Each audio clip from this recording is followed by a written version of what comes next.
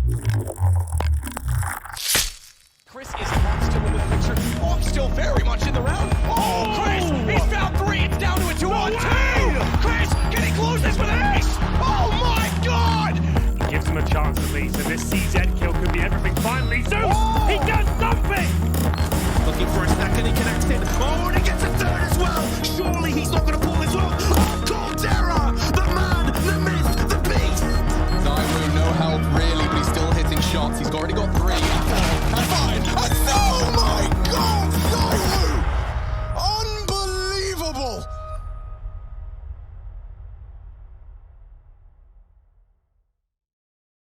Hello, everybody. Welcome to another episode of Revenge by the Numbers. We've had a short break, but we're back into the mix, and there has been Pro League going on as well as a few other things. So we're going to be talking about all that today. But first, Thorin, how are you doing, my dude? You have a good week? Couple weeks? Couple weeks? I think in general things are going pretty well. Like, I've obviously been here. One thing that's quite cool, I will say, is I sort of get now in a way why people like Richard can't sort of quit investigative journalism, even though it has so many downsides to it. The point is, when you put together all those weeks and weeks of doing the research and interviewing the people and correcting the facts and chasing the story down, then you nail the story. Actually, it does give you sort of like, I would say the analogy for you would be, it's a bit like when you do like a massive event, like when the event finishes, the fun doesn't end then. It's actually probably the next 2 hours you sort of on a high a little bit, like, oh, fucking hell. In fact, that's actually why famously you can't just go to bed if you've got to get up in 5 hours. Like, you got to sort of wind down and you've got to sort of let yourself come down from the peak that you've hit, haven't you? So I've just noticed that whole Danny thing I had to go through for months and months, and the Evil Geniuses thing that's been a saga at this point in time. Remember, dude, we actually broke that on this show because it was about the CSGO division. It was before the major, if people don't remember last year. It was ages ago. I started bringing up that I was looking at Evil Geniuses. So, like, even though I've still got the Damon Doc thing, that one is more of a comedy video. That's not really like some serious expose. So really, I'm almost done with the Evil Geniuses saga, basically. So I've just say, like, the last few weeks, I might not have been as crazy active because I'm actually just sort of like enjoying getting that fucking saga behind me, mate. Because when you're on the hunt like that, the problem is, it'd be really unsatisfying if you don't, like, sort of in the hunt analogy, get the kill at the end. You still want to actually get the kill, but once you finally get it, you also have to sort of like just chill after that, you know? That it's on that point that I want to kind of expand on this idea, right? Because there's a very real thing as well, which is post-event depression. When there is, through, when you go through this massive event, it's the culmination of this fantastic event, thousands of fans, the players, everything, just the whole thing coming together. It's such a huge spike in terms of just, such a rewarding experience that when it's over and and everything quiets down, you almost rubber band back down a little bit, and it takes you a couple days to kind of bounce back. And I imagine it's probably the same way with breaking a story or delving deep into a topic and really getting into the weeds and really trying to figure out what's true, what's not, and then putting that whole story together and then finally releasing that story. It goes out to the public. I feel like it's got to be the same kind of feeling for journalists. It's got to feel this. You got to have that post story depression that you're then going to try to feed into the next story so that you can bounce back, right? So you're not going to stay low too long. You're already going to be working on the next thing so you can get that high again. And here we are talking like we sound like freaking junkies. I mean, in a way, I look like what you're talking about, for example, is the reason why, if you're a fan at home, when everyone says the same thing they always said about teams, like, why don't they just say no to events? Aside from the fact that, like, both for teams and for talent, essentially the system is designed to trap you into it so you can't say no to events. That's literally the base plank of the whole mechanism. But even more so than that, as you're saying, part of the reason why is because when you do an amazing event, especially like a major, and you go home for the first few days, especially when you're physically still recovering, so your energy levels are low, you're a bit spent. Actually, I agree. You actually feel a mega low for a few days. And if anything, you start thinking stuff like either like, one, I've got to get back on the horse. Let's do the next event, like rush to the next one. Or you just start thinking stuff like, is this it? Is there nothing more? Because I've always thought that's the part about talent that's so weird. The way I know part of being talent is in a way like enjoying having a lot of attention from the world is because you get it on both ends. Like, I don't know about you, but the other thing I've always found, and this is a very consistent pattern, it's why I often say to a lot of bizarrely, it seems to be the women who work as talent in esports who are the ones who are willing to actually be public and say stuff like I have imposter syndrome or whatever. But I have to always, the ones that are friends of mine, I tell them, like, you do know, by the way, everyone has it and it never goes away. It's just, when do you feel it and how do you respond to it? Because I always told them this, dude, on the first day of the event, especially if I haven't done an event in a few months, I always get that feeling. The first day, because think about my gig of analysts where you just go up and you talk for like 30 seconds. There's sometimes you go up and you think to yourself stuff like, what even is this job? So I watch a game for 3 hours, then talk for 30 seconds. Like, what am I even really doing? And then you think things like, wait a minute, technically I can say anything I want now. And it's like they would tell me like, hey, well, that's the problem. So I could just say any old bollocks. It wouldn't even mean anything. You start thinking stuff like, do I even make good points? Like, can you even make a good point? But then the joke is after one day, only one day is all it takes to get back in the rhythm of it and get it. You actually very quickly then remember like, oh, that's what like a good point is like, oh, this was a good segment. Like, oh, actually we got quite a lot. And then you're back into it. You're right back into like, feeling like you're in control, you know what you're doing, you skill. But at that first day, I always feel like on the first day, I'm always like a little bit off. And then on the last day, I agree. I think the last day, you always get that weird feeling when it ends. I've always actually given this analogy that like, especially back in the day. So for you, actually, this will apply because you did DreamHacks, which was similar, right? When I used to do ESL events, Spike, well over 10 years ago in 1.6, they had a similar concept to DreamHack where at the end you had to, as a crew, take apart the stadium, right? You know, you take all the scaffolding down, right. You do that. And even if your talent, you know this, if you go to the DreamHacks back then, you work as well for your talent. Like the idea is everyone pitches in because it's going to take a few hours so we can just get done quicker. And back then, you sometimes, if you live in the country, you maybe even traveling home with the people, you know, it's all a big like sort of group effort. When you do that, I've always thought the weirdest, most sort of almost disturbing part of an esports event is right up until the second, Semmler, that the event ends and the team wins the trophy. It feels like this, you feel like you're at a moment in history, you're in sports, it's the World Cup. But then the second the event is ended and the cameras are off and the light goes off and people start taking the set down, it's like that feeling of like being in like a fucking circus, but it's finished. They're wrapping it all up. Like, something about your senses, like, this is off. Like, this had so much life here, and the noise of you know, all this excitement, and then all of a sudden it's just this weird thing being closed down and wrapped away and just sent away. And you're like, what the fuck? This is such a weird, surreal feeling, you know? Yeah. That it's a head trick esports, isn't it? Oh, it is. And I think that's like doing live shows in general. That's why we're also neurotic, is that we are constantly subjecting ourselves to that throughout years of over and over, yeah. Over and over again. At some point, you know, it's like every other week you've got that feeling. And so you're constantly living in this like dream state where, you know, it's like it's a show, you're putting on a show, it's all over the top and you're really going hard. And then you kind of have to make amends with coming back to, oh, this is the hotel room and nothing is happening in here. You know, it's like it's bland, everything is bland back then. You know, you're like, ooh, coming back down again. And it's what is real, what isn't. It's kind of like goes into what you were talking about at the beginning there, where it's just like, you know, what even is this? What is it that we're doing here? What is the matter of it? Because if it's over, you know, everything goes into it. It seems like the most important thing in the world. Everything is going into it, and then it's over, and you're just sitting here going like, what even were we doing for this past week or 2 weeks or 3 days or however long the event was? And it's happening again next week. And so this can just keep happening again. There is no culmination to it. It's just a continuous thing. As you kind of get more and more experienced with it all, it definitely does make you wonder. I don't know. You remember seeing that Tyson clip where he was with that journalist, you know, and the journalist is like, look at all your achievements, look at all your trophies, and he's like, what? That's just garbage, and he just like flips it over, you know. It's it's where you're going all the way in, where you're just like, okay, you start second guessing everything at some point. I feel like I'm kind of in that right now, where I'm just like, what was it that we even did, and what can we take out of this? You know, how did I get here from point A to point Z? And what is it that we could take away from this whole experience? Because there had to be some deeper meaning to it. And there certainly was. I mean, obviously, not to sound corny or anything, but it's like the people that you meet in the journey along the way. It's the journey that counts. It's not that culmination. It's not that finals. It's like how you got there through the event, or how you got there through the years, or how, you know, who you met along the way. It's corny, but it's true. That's kind of what I'm landing on now, is the value of what it was these last 10 years or so. Because it's like, dude, it's 12 years almost, and it's flown by. It's flown by. It feels like yesterday, fucking Wepas was sleeping in the tub in the bathroom at the Good Studio. But you know, it's like, it feels like it was yesterday.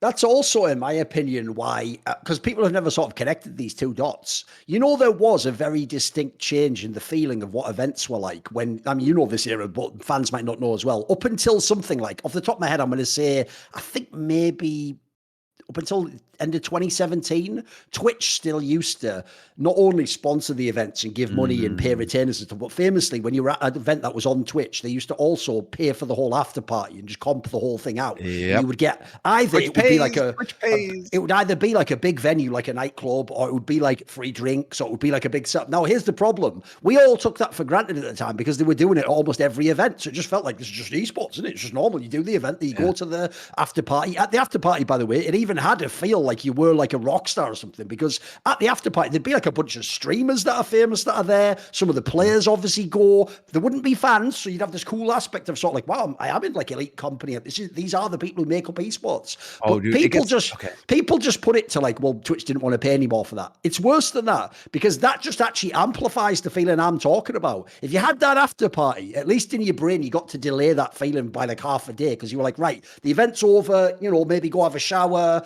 nip over to the after party, see a few more people, have a bit more social aspect, then you go home. Maybe it's when you're going home you feel that feeling. I feel like the problem is, like I say, once they got rid of the Twitch after party and it was just go to a bar with 3 people and drink 1 beer slowly, that just made that, like, it just accelerated how fast that feeling of like, what was all this? What was it? Yeah, it became banal. And dude, okay, so that you just reminded me of something that I've thought about for a little bit, and this is like, you just hit it. Where, remember, I keep mentioning how DreamHacks used to be so important because it would bring together all of the different games. And so you'd have all the different, you know, you'd have League of Legends, you'd have StarCraft 2, you'd have Dota 2, you'd have CS, they'd all be there. And so that means games, all the players, all the commentators, everybody intermingling. It's awesome. But one thing, you know, when you were talking about that in terms of like that kind of rock star status of like, you know, you're going to the after party, there's going to be all sorts of people there and all that. At the same time, there was a hierarchy as well, in the sense of, you know, which game do you do? Which game are you working on, right? And so that is 100% something that I had to identify and try and work on in my brain, because obviously it's like, okay, your CS:GO is the king game. CS:GO was the best and still is the best in my opinion. But at that period in time, it was like, if you're casting CS:GO, you are the elite caster of that group as well. And so there was that internal hierarchy of like, which game were you working on, and who are you working with, and what are you doing, and where's your status, like what's your status in that pecking order and all of that. And so there's that sort of stuff like fucking with your head as well the entire time of like, oh, you know, who's the elite top dog in the caster group, you know, depending on which game you're in and all that sort of shit. And so that also, you know, like just starts worming its way into your head as well, and fucking with your perceptions of like how to interact with people and how to see yourself in that space. 100% a thing, like 100% a thing. And that kind of like trying to like untangle all of that now after all of these years of like trying to untangle all of that and see like, okay, what was working and what wasn't, what was affecting my perceptions. It's a head trip and a half. It's really wild. And all of that sort of stuff, unless you're really trying to pay attention to it, it's happening without you even realizing. Oh, of course, that's the crazy thing. So yeah, absolutely. Loads. I mean, dude, we can stroll down these kinds of like memory lanes for a while, especially because it feels like they're kind of trying to tap into that same vibe a little bit on Pro League, in the sense of you know, the social aspect, everybody mingling, everybody, you know, having a good time. And that I like, right? That's kind of it's cool to see that kind of event continue, where perhaps there, I mean, we've talked about this in the past, obviously, but to just kind of return to Summit and return to... Yeah, all right, here's my take. I've got a take for yourself. You're going to like this one. So I'm one of the people who actually always feels really uncomfortable when they do these Pro League style events, where you can tell, essentially, let's just be real, I'll just say it as it is. It's Chad who has the control and the influence with ESL. And this is an example of an event where he's convinced them, sort of let me do things the way I want to do it, which means me and my crew, which is me, Henry, Machine, Stunner, the same people we all know that are in that little group. Maybe Moses, Yanko are in it now. I don't know what the cliques are nowadays, but that's like the little group, right? The idea is essentially, let us do this vibe. And people know that they're sort of leaning into a CS Summit vibe, like you say. But here's the problem with that. CS Summit were the ones who came up with that. I mean, they didn't. They copied it at Home Story Cup. At least they were the ones who implemented that concept from the top down, right? ESL never implemented that. So it's actually in a fucked up way. I know this will sound harsh because the product is better as a result. But actually, I don't like that vibe, because instead, ESL has never for 1 second been the cool boss that they're pretending to be when they let Chad do this. So to me, what this becomes, I actually think it's potentially harmful for the talent scene, because it makes the talent scene think, why do we need CS Summit or anyone like, or Flashpoint? We have got ESL and they are letting us have all this fun fun and be all this banter.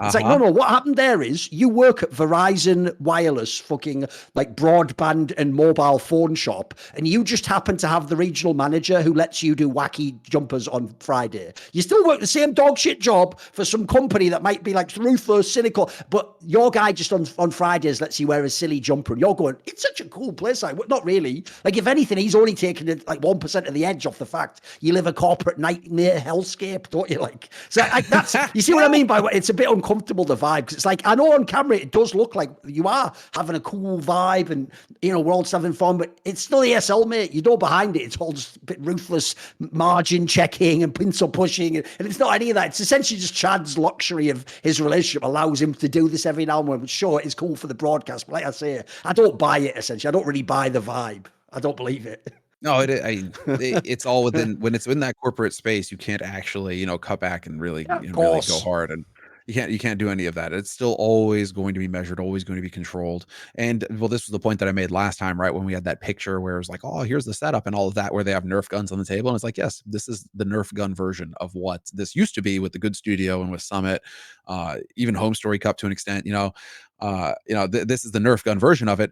So you're not really getting the real deal. You know, you're not really getting the thing. But I guess we have to live with the facsimile going forward, and because the only show in town is going to be ESL, and we might as well use that to segue into our first bit of news. Oh, it's going to get worse and worse and worse, mate. Like there's the other thing, by the way, just to throw in there, because we did point it out, like you did that episode after the major where you called out a bunch of the people who did call out Blast and Neon, but then worked at ESL at the major, who were the Saudis. That's still the dirtiest part about that. A lot of people don't understand this point I'm making, because essentially it's not what I believe. It's just a consistent point, which is, if you are those people, by the way, who called out Blast for working with Neon, in doing so, by the way, strong arming Blast into killing what they themselves described as like the deal that was going to make them the most ever. And then you just went and helped their rival who work with the same people. Like, you actually logically owe a public apology to Blast. I'm being serious. I don't owe an apology to Blast. I didn't do that. I lived up to my words. You didn't. So in your case, as far as I'm concerned, you just essentially lied and made someone else cancel a massive business deal for like false reasons, not a good faith reasons. Like, or you should at least, I hope, learn a lesson. And I would apologize to the sense of like, I wasn't willing to live up to my principles. I just thought I was, or something. Oh yeah, and quick aside as well. One last thing I will say as well is, as much as like we can have all sorts of discussion about, it is a bit wonky to have like triple elimination in this Pro League format. Tell you what though, this proves what I've said all along, guys. Groups that are round robin fucking suck. And the reason you know that is, look, triple elim's a bit wonky, but it's still way better than the fucking round robin. Like in this, the good thing about these brackets is, you know where the team is at all times. No one's giving up in the games for silly. No one's got that shit. I'm like, well, I didn't know that this game would matter because it was the first. Yeah, exactly. They all matter. Like, I actually think it has helped the tournament format. Look, the downside of Pro League is it lasts way too long and there probably are too many matches. But the problem with that, if you're a fan, is the second part of that is literally the whole point for the teams, so that they get extra matches. That's why there's so many matches. The teams want that. And the first part, the fact it lasts so long, we've discussed many times before, that's also intentional from ESL. That's a feature, not a bug. They're trying to take up like a third of the calendar or a quarter of the calendar. Like, yeah, they are doing that on purpose. They don't want there to be extra weeks where you could have a cool small tournament. That's intentional as well. So if you understand that you have to make those compromises to some degree if you're going to be in the ESL circuit, just how they've built the circuit. I actually think Pro League's is a better product now. The ones that were the round robin ones are a bit wonky for me, mate. There was just too many whack results, ruined the bracket or whatever. You always know when round robin's involved, unfortunately, it's going to be shitty, because at the end of it, you're going to have teams that are going to make it through, and you're going to have teams that aren't going to make it through, and yet they're still playing. And so the teams that aren't going to make it through could just spoil the whole tournament by having some wild upset that doesn't matter for them, but that definitely matters for their opponent. Or you have also those cancer scenarios, where it's like, quick, bring in a maths nerd to figure out who can win this game. Yeah. Oh, no, fuck that. Right? Why are we doing that? You know what I mean? Like, as soon as you start that, I'm out. Like, come on.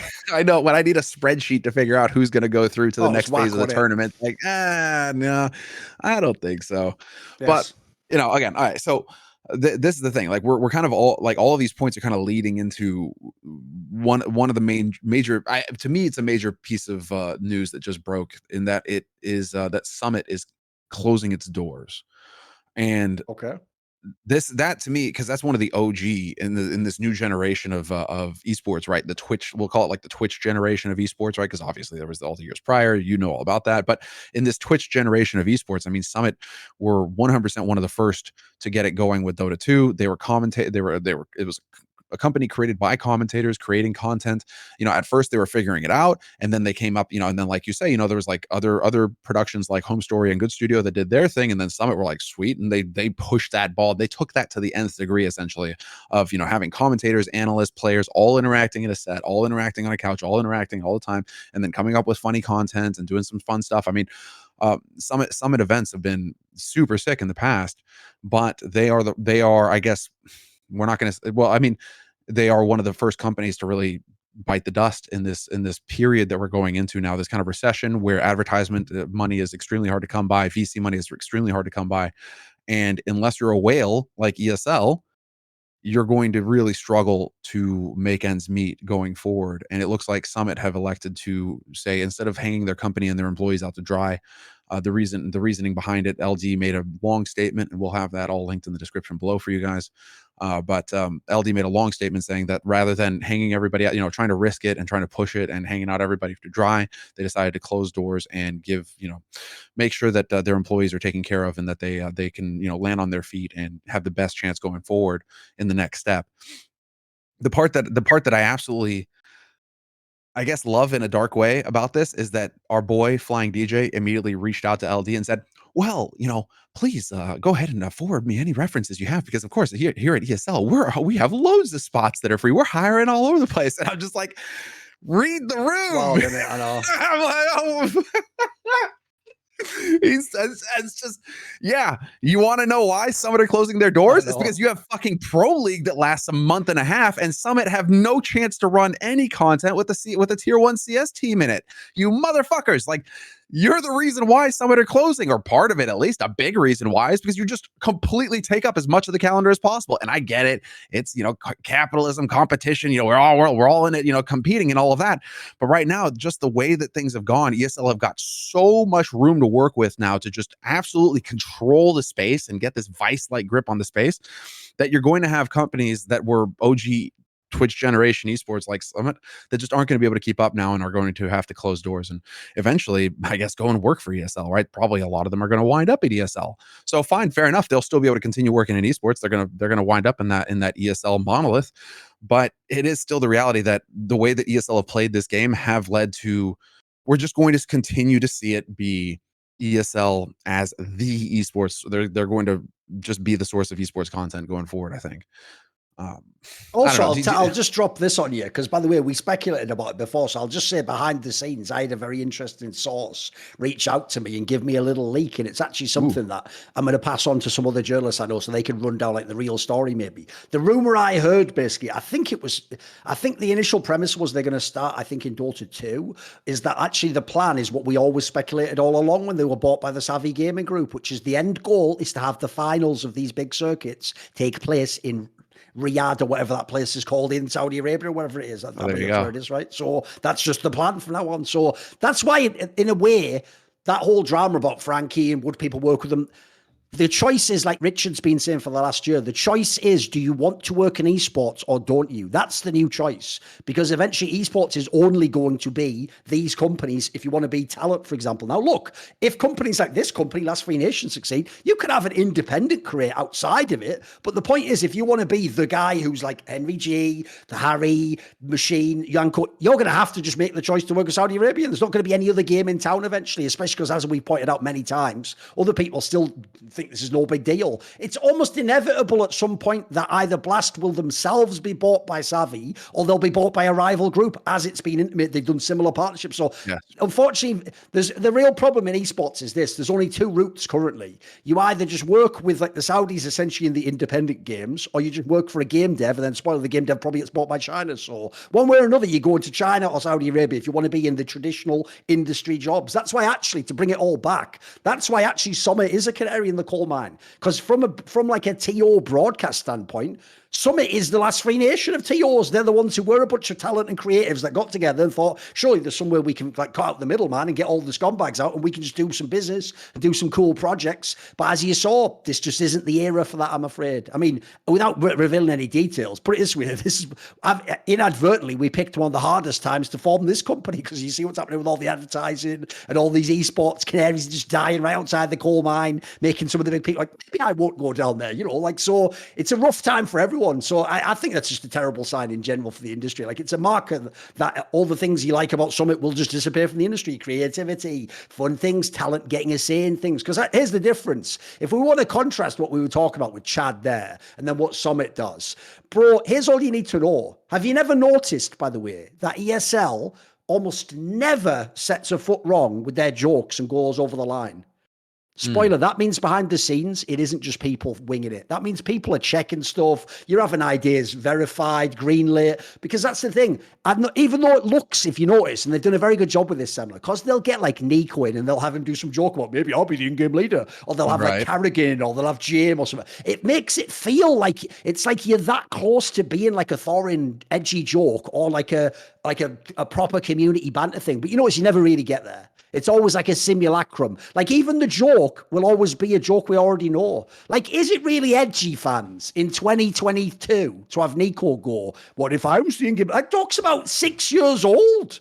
The joke is, he himself, by the way, spoiler, would never have done that for the first 2 years. So I don't know why we're pretending like he's a cool guy for saying it. What's happened is, even dumbass Nico's figured out like 6 years later, that's actually a community meme people enjoy about me. Why don't I embrace it for money in the tech? Like, give me a break. That's not even like edgy, is it? It's not like, it's nothing that crazy about that. But because it's ESL, you feel like, ooh, they're trying something here. It's like, not really. They're giving you like a token bit of edge and spice, It's just it has to be PR and HR approved all the way through and through.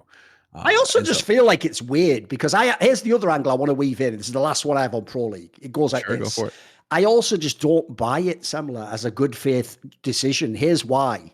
I think it's the other way around. If you ever look at ESL, one of the things I actually, by the way, have always appreciated and respected about ESL is that they never were the ones that were like, we're just slackers, a bunch of gamer nerd losers just fucking around. You're like, here's a silly community joke that only people who were super into Dota 2 know and no one else know. No, they never were like that. That was the Summits of the world and their home. Yeah, that was what Summit did.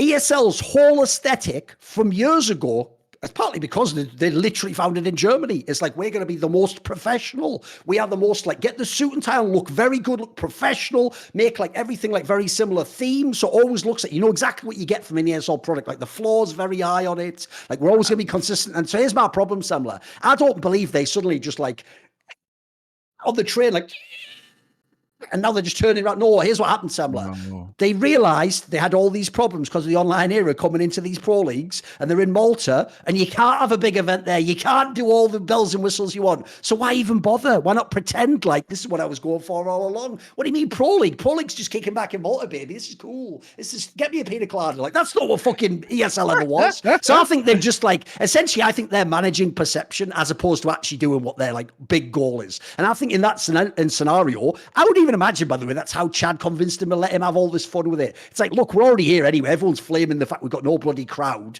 and that we're all just sat here. It doesn't feel like a real event. So let's do an event that feels different. I bet that was even the pitch, mate. And if so, well done. It's a good pivot. The problem with that approach, though, okay, well, fair enough. But like going forward, then what I want to see is that Katowice and Cologne, then, okay, so those are your flagship events, and those are the ones that we expect to see the full suit and tie. I want to see full suit and tie and pure professionalism from fucking day one. I want to see you giving respect to all the players, even the players in the first round. I don't care. They made it there. They qualified. They made it there. They either got invited or they qualified. So give them the respect that they're due and actually dress the fuck up and stop showing up in a fucking flannel shirt and a t-shirt. It's like, if this is supposed to be your premier event, then if Pro League is going to be where you're kicking back and having a good time and, like you say, drinking a Mai Tai on the beach, well, then fuck it. Okay, fine. Then go that direction and cut back a little bit there. But then I want to see Katowice and Cologne be just, bang up suit and tie from day one. Show me pure professionalism. This is your flagship event. Let's fucking see it. And I want to see that. I don't want to see you easing into it. I don't want to see you kind of like, oh, well, it's only the first day after all. These are just like the play-ins or something like that. Like, no. All those teams qualified to be there, so give them some respect and actually dress up and do your fucking job. that's so we'll see. We'll see if that's how it pans out going forward or not. I'll be very curious. I mean, obviously, we don't really have much else to watch because ESL are pretty much the only show in town now, apart from Blast. So we'll have that to watch. And I mean, this kind of ties into it as well, where we were thinking about it. This is shoot, how did we? I had a segue and I've lost the segue, dude. It's Lake talking about how now that CS:GO is too EU focused and EU centric. Oh, that's right. It's coming back to how we're going to have all these events, because now all of the money is coming from the Middle East. They're going to make the premier events, and they're going to make the premier focus the Middle East going forward. And so the window going forward isn't going to be, oh, how do we return to North America? If anything, they're going to be like, how do we exclude North America, or only allow North America to get involved as much as little as possible to keep them relevant and maybe get some of that sponsorship. But the focus is going to be on the Riyadhs, on the Bahrains, the focus is going to be over. I don't know if you noticed this, Semmler, because obviously this is less of a CS:GO thing. It's more League of Legends and Valorant, which are Riot Games properties. Sure. So to be fair, owned by China. It's not like they actually are themselves the Saudis like ESL. But there's been a very subtle move over the last 2 years, Semmler, which actually hints towards what you're talking about, which is, did you notice that in both Valorant, so for VCT, which is what they call their circuit, and then in League of Legends, in League of Legends, it's also region split up, right? Now you might know this, even if you don't watch League of Legends. What's the European League called in League of Legends? LEC. Yeah, and before that it was called EULCS, right? Right? Here's the problem, Samuel. That's not what it's called anymore. Because the region, it's called LEC, but the region now is called EMEA. Same thing for Valorant. That means, I'm not joking, like Europe and Middle East. That's like what, if I look it up now, I think it means like Europe and Middle East, Asia or something. Let's have a look what EMEA means. Really? Yeah, Europe means Europe, the Middle East, and Africa. That's a region now, Semmler. Now, here's why this is mad. They're trying to make it so that it won't be weird in the future that all the finals will be there, because that'll just be the region. That'll just be a major player in the region. What you've done there is you've backdoored places like Riyadh and Abu Dhabi into the concept that that's Europe somehow in some weird way. So I just find it bizarre, because I don't know anyone who's from the UK who ever thinks, well, the same region as me. That'd be like, what, Saudi Arabia? Like, what? Like, bro, like that's just such a conceptually separate aspect. So I just noticed that they did it in those. Now, the reason they also did it, by the way, in those games, Semmler, is because in those games, obviously, Middle East and Africa are quite irrelevant compared to Europe and North America and all that. So for now, it doesn't look like you changed anything. Like, it's all Europeans at the moment, by the way, in LEC and in the Valorant one. And then all that. But to me, it's like you're setting up for this future. And what you're realizing is, in the future, one day, they're going to come to me and be, why isn't there a Middle East region? You go, there is. It's one of the best. You know what I mean? You've already got it set up. I think that's actually going on for real. I think that's part of what they're subtly doing. Because if you notice, one of the things they do in general is if you're smart, you start changing the language before you need it. You know what I mean? That's what they've done with a load of the terminology in society. Just you work on that years before, because then you've won half the battle once you get it into people's brains. Without a doubt. Not just when you're doing that, don't create a list. This is a reference to the books in the UK right now, where they're like, oh yeah, we're just going to go ahead and edit these books, and these books are now verboten as right wing or whatever. Apparently Lord of the Rings is right wing, guys, just so you know. Bit on the nose, big. I mean, everything people don't like is apparently, that's the logic. Yeah, right? there you go. So this is perhaps a little bit more subtle, and I think you're onto something. I think you're 100% onto something with this. I'm just waiting to see if that ever happens in CS, because if that's the move, then we just know which way it's going, right? Well, I feel like that's the way it's going to go regardless, because now all the money is coming from the Middle East. So the Middle East is going to be made the focus. Europe will be traveling down there for their major events. There's at least going to be one major event happening down in the Middle East, if not two. Well, we know that there's at least going to be, well, hold on. We know that Blast, right?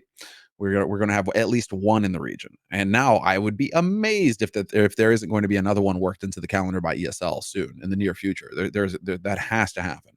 And from there going forward, I wouldn't be surprised to see if it's okay. You're gonna have a steady 2 to 3 events happening down there. Whereas in North America, I would be surprised if you get anything more than Dallas. Dallas may literally be just the concession, like, okay, we'll let you have Dallas, and then that's it. That's it. You either make it to Dallas or you're not gonna make it at all. I mean, what do you think about, I don't know. I feel like we've touched on this in the past, of course, the whole all these teams that didn't join Flashpoint, that didn't join these kinds of ventures that we're trying to bring focus back to North America in tier 2, and now they're complaining about how, oh well, we have to travel to EU a lot. It's like, well, I mean, you could have tried to take steps towards supporting tournament organizers that would have given you the option to spend more time in North America. Something about making your bed and having to lie in it. But it is a bit rich that these team owners are now coming out and complaining about it, or like Complexity. That's what I'm getting at here, is that Graham, the GM for Complexity, and then Jason Lake, the owner, came out recently saying, woe is us. Our players have to spend so much time on the road, so much time traveling. Well, it's like, gentlemen, you kind of contributed to this steady decline of North American CS, and you've kind of contributed to this situation that you now find yourselves in, and so you kind of have to ride with it, don't you, until something else comes along, until ESL, as you've talked about, until ESL maybe makes some kind of North American circuit to take advantage of CSGO 2. But or CS2 rather, I guess is that what we're gonna have to call it now? CS2. Here's, by the way, why I don't really buy or have much sympathy for people in that position now is, as you say, here's the problem, Semmler. This isn't 2016, boys. Why are you doing a tweet? The tweet, remember, is for me and you to see, Semmler, not for ESL to see. So what you're trying to do is use public sentiment to get ESL to do what you want. Why would you need to, boys? You signed a Lufa agreement with them. They're your partner. You're partners with them. Go talk to them directly, Jason Lake. Messi also. Why are you tweeting, bro? You've got Ulrich's number. Hit the fucking line, mate. That's your business partner. And then secondly, who else have you partnered with? Oh, CSPPA. So if you're a player, don't bother tweeting, bro. Do another historic deal with ESL. That's what I mean. Some of the stupidest thing about esports is they'll do these deals. They'll claim their partners. They'll claim everything's great and hunky-dory and awesome. But then they just bitch and moan about it all. It's like, well, which is it? It obviously isn't. You're obviously hating life. Like, the saddest thing there, by the way, is I think the fact that Complexity of all the people are complaining is really suspicious. Their team's actually on sort of a little mini renaissance. And considering they haven't spent loads of money on the team, they're actually in pretty good conditions. You'd think, if anything, they should be the ones sort of loving the chance to compete. No, what they want is to go back in a time machine and have loads of events in America. As you say, Semmler, there was only, and anyone who knew anything about the business of esports knew this, there was only one possible path to getting back to North American events, like some Doctor Strange shit, where you go and check out every timeline, and it was obviously Flashpoint. That's the reason why I've made this point in the past. I didn't leave Flashpoint because Cloud9 didn't get a good enough lineup, or they didn't pin it. No. The reason I left was when I realized, by talking to all the people behind the scenes, they were never going to actually commit and make good rosters.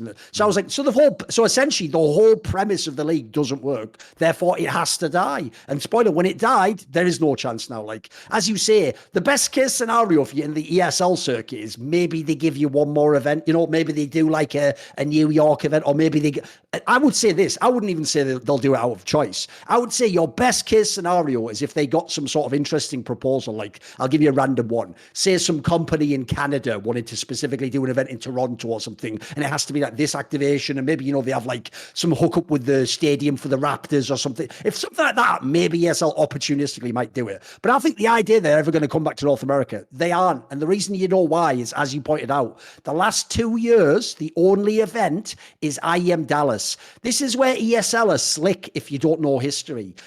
When ESL started going back to Dallas and doing those events a couple of years ago, they started flexing that angle of like, we're back where Counter-Strike began. Yeah, that's actually a really disturbing thing, actually, ESL. Why are you back where Counter-Strike began? Why would you be bragging in like 2022 and 2023 that you now do events where we had to do events in 2001 because esports was too tiny and could never fill a venue? That's not a brag, dude. Like, you are aware, Semmler, you don't know this. In like you're in soccer, European football, obviously years and years ago, it was a way smaller thing. It wasn't that big. Dude, imagine like Manchester United was like, we're going to move into our old ground from 50 years ago. That wouldn't be good news. That would mean everything's tanking. Like, you're in giant stadiums. You've gone beyond that. So I don't think people even know. Even the Dallas angle, that's so cynically put together, dude. That just looks to me like this, because if people don't know what makes Dallas different from like New York or LA, it's this infinite space. It's why you can get a house there if you're a team, by the way. Spoiler, CS Summit. You should have done this, you idiots. Why are you in LA, you morons? You should have been in like somewhere like Dallas. The reason in Dallas, dude, you can get like one of those houses. I might be off on the prices now, but you can get like a house for like 200K. You can just buy the house outright. It'll be like a fucking mini mansion. It's because there's like infinite space to build, isn't there? And everyone can just do it.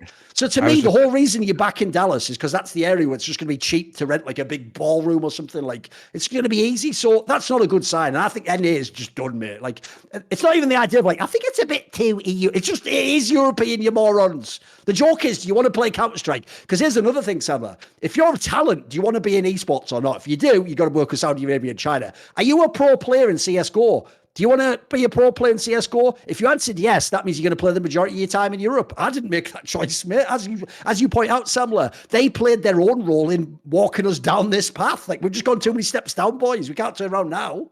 Well, it's like, I mean, if we want to compare it to sports, right? Like you say, Premier League, where's Premier League located? In Europe. If you want to play hockey at the highest level, where are you going to go? You're going to go to the NHL. Well, if you're from Russia, you're going to North America. Bro, you're going to go live there. I hadn't even thought of that. Think how entitled they sound. Imagine, dude, like Ovechkin, one of the greatest Russian players of all time in the NHL, going, it's so fucked up I have to go to North America, though. Why can't I just play in Russia? It's like, oh, no, you can, Ovechkin, in a way smaller league with none of those millions of dollars, none of this influence, and there wouldn't be a mic in front of you now. So do you want that? And the joke here, by the way, this is even worse. Imagine Ovechkin bitch like that, Semmler, but about 5 years into his career, there was a bunch of billionaires that were like, you know what, let's make a rival league in Russia and Eastern Europe that'll rival the NHL. Do you want to be a part of it, Ovechkin? And he went, nah, because I've just used the fact that you offered me that to get 5% better on my deal in the NHL. Well, then fuck you then, mate. After you've done that, I don't care about your complaint 15 years later when you didn't join my product. That's the analogy people don't know. The saddest thing about this, and this is the ultimate esports story, is, I mean, I'll give you a great example, Semmler. You're one of the only people who know this fucking reference, but anyone else can Google it and they'll know what a banger reference it is. It's not even in esports, Semmler, that they're actually smart and they do a good business deal and sell out for loads of money. And you go, at least, look, I'm not a material person, but you could at least go, well, at least they got their bag. These morons are like that famous story of fucking Isaac and Jacob or whatever it is. You know the story where one of them has the birthright that he would have had, like the whole nation of Israel would have come through him, and he literally trades his birthright because in the moment he is hungry for like a bowl of soup. He trades an entire, like, to be like the like fucking patriarch of the entire like lineage of the Bible, basically. He had that in his hand and he just traded it for a bowl of soup. Well, the point there, that's like these esports pros. You traded it essentially for real for like a few $1,000s. That's what you essentially trade. By the way, here's the joke. Here's the mad analogy. North American CSGO team owners are the Indians in North America trading away like all of like the continent for a bunch of beads. You thought it was, whatever, I got the beats. Like, yeah, you've lost the whole thing, you idiot. Like, it's gone now. It's over. Like, you're never getting that back. There's no pivot. And also, this is why it was so short-sighted. ESL aren't even vaguely North American. I know they have a couple of people like Torbull, and they used to have Midway, and they had a couple of people. But it's inherently a German company, and it's inherently European. Yeah, you had to know they never really give a fuck about North America, surely. Well, I mean, the thing is, they bought ESEA years ago. Do you think that it's in Dallas? Could it have any kind of anything to do with the ESEA people who are working with working for ESL now? I mean, they had all the hookups. That's where all the finals used to be. People don't. ESEA Invite Lands used to be in Dallas, and people don't know. I mean, it makes you wonder. Makes you wonder. Well, what's? I mean, it doesn't really make you wonder. It's just like, okay, I think that at the end of the day, that you're bang on the money. The milk has been spilt and you're just gonna have to deal with it, lads. You're going to have to spend the majority of your time in Europe if you want to be a North American player playing Counter-Strike professionally, and the money is there. And so don't make it sound like you're not making at least if you're Liquid. I mean, if you're on a tier 1 North American team right now competing in Europe, you are making a metric shitload of money. So there you go. You want to play, you want to compete, you want to get paid the bag, well then move to Europe and get on with it. Do a twist, find a German girlfriend and get going. So it seems like that is actually the way things are going as well, where it's like North American players are finding European girlfriends and just relocating to Europe and then I think Oh, by the way, I had the name wrong. Apparently it's Esau and Jacob, but it is the story, if you remember. It's like a famous Bible story. Yeah. So what is it that well, I mean, this is, I feel like we're just going to keep harping on and on about this sort of thing, and these guys, they're never really going to be able to learn, because they're just going to be able to keep recycling these tweets over and over again. I mean, that was at the beginning of COVID. That was at the when COVID kicked off afterwards, or when the circuit kicked off again afterwards, and everybody was complaining about how, oh, woe is me, I spend so much time on the road. It's like, yeah, well, it's part of the job. This is just the way it's going to go going forward. So there was another bit actually that's kind of tied to ESL, and I'm kind of curious about your take on this because right now I haven't like my experience at least. Well, okay. Long story short, the return of doping tests is what I've titled this, and it seems like Okay. ESL wants to bring doping tests back in for whatever reason. They want to bring doping tests back into esports, and the question, and Counter Strike in particular. So Elige kind of had a quip about this, and I'm just sitting here going, well, like, what exactly are you testing for? Because so long as nouns aren't there, then I don't really know what you're going to be testing for. You know, like what is it that what kind of performance enhancing drugs you're looking for specifically for Counter Strike, right? Because if you don't get the Elige, joke, just think of who the coach of nouns is and keep going. That's all we need to know is keep going. Don't Exactly. spell it out for them. They got to figure No, it's all good. Sure. If you don't get the reference, you're not Sure. going to make it. So, Well, put it this way, I'll say the equivalent is that joke that Joe Rogan himself used to make, where he used to say that like he couldn't take one of those tests because he pissed like hotter than anything on the because obviously he must be on all the HGH, all that, isn't he? Yeah, of course. No, but like, yeah. So I mean, because the only time that I've ever heard of any pros really messing around with this sort of stuff was the ADHD medication, Yes. like Ritalin and Adderall. And then so because that really is a major issue in the console games, Especially like Halo, console games, yeah, Call of American Duty, console. where those guys are just wired completely out of their minds to the point where some of them it really turned bad for them. Some serious health issues because No of it. doubt, yeah. Because I mean, it's basically legal speed is what you're getting. I mean, you're just getting speed. You're just getting mad into it. But it didn't work for Counter Strike because Counter Strike has too many ebbs and flows in terms of pace. It's not always high speed in Counter Strike. Sometimes you have to slow down, and if you're amped to the gills, slowing down can be really hard. And the players that I know that have experimented with this sort of stuff, it didn't work for them. It was too much, and they couldn't focus when they needed to be able to just kind of slow down and focus and breathe. And so that's the only time that I've ever really heard of anybody using anything in Counter Strike. So I'm kind of curious, like what even are you testing for if you're ESL in terms of a PED for Counter Strike in particular? I mean, do you think? Because also the other side of it is, well, if you're testing for, Ritalin or Adderall, like how hard is it to get an ADHD prescription now? Like you just go to a doctor and be like, "Hi, I have trouble focusing." They're literally going to throw the pills at your face. I mean, so in that case, like what? How would you even like? Even if you're testing for those, what are you going to do? I don't get it. To me, it just seems like just testing for testing's sake, or is there Well, the joke is kind of money to be made here by ESL to say that they have the testing? only 'Cause, I mean, person that costs money. The only person bringing this topic up from the thread you're on is Nafani, and he just did it as like a shower thought, like, why aren't there more tests? Like I heard there was before. Sure. And then Elise just sort of replies it, well, there used to be, but there aren't anymore. Like, here's the problem with that. If you actually read the follow-up by Nafani, he negates his own point. He goes, so if it doesn't give any advantage, people will not use it. All tests will be clear and everyone will be happy. I'm just thinking that it's fair. Right, that doesn't even make any sense. You are aware by that logic, because he's using the absolutely brain dead logic people use of like, if you haven't got anything to hide, why not let the government look at everything? Because privacy is a concept, you moron. It's not about the idea to have something to hide. It's about the idea, what business of yours is it? That's the point. You've ceded all the ground if you like, but if you don't have anything to hide, by Nafani's own logic, they should actually at ESL do a full cavity search on every player before they play in case they snuck something up their ass. Remember logic, by his logic, Semmler, as long as there's nothing there, there's no problem anyway, and everyone will just be happy. Yeah, everyone will pass the test. No, because you know why you wouldn't do that? Because it'd be quite uncomfortable to do that. So I would say the same thing with the drug testing. Bear in mind, we're in a game where no one's ever actually been able to show that these drugs give you any kind of meaningful, consistent advantage. Because the joke is, it's Counter-Strike. The advantage would be real cheats, not a drug that helps you cheat in the game. Like, remember the brilliant thing about the reason why drugs make sense for real sports is because the only inputs is your real body.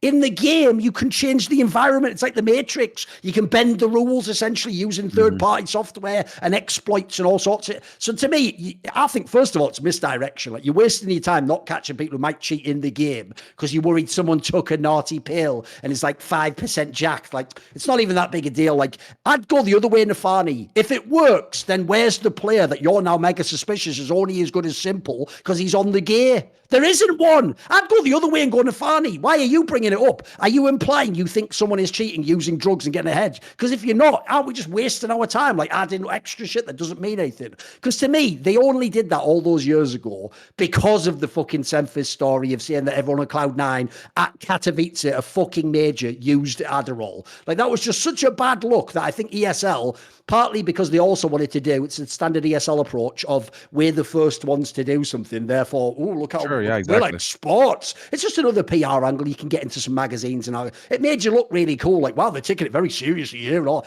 And understandably, like you say, if anyone's from the North American scene, but particularly the COD or console scene, it was actually a famous problem in that scene that, yes, people did abuse these. But I would agree with you. The main reason they seem to is because think about what COD is. COD is just watered down Counter-Strike. Like, you just spawn with the gun. You don't have the eco rounds. You're already in the same map in the same spots. You take the same duel. Oh, I hit him this time. Headshot. Like, that doesn't require some chess thinking. You can just jack it up and go, right, let's just see who's Twitch muscle fibers fire faster. We all know Counter-Strike isn't that, because otherwise, why would Carrigan have been on the best team last year? This is a guy who couldn't frag.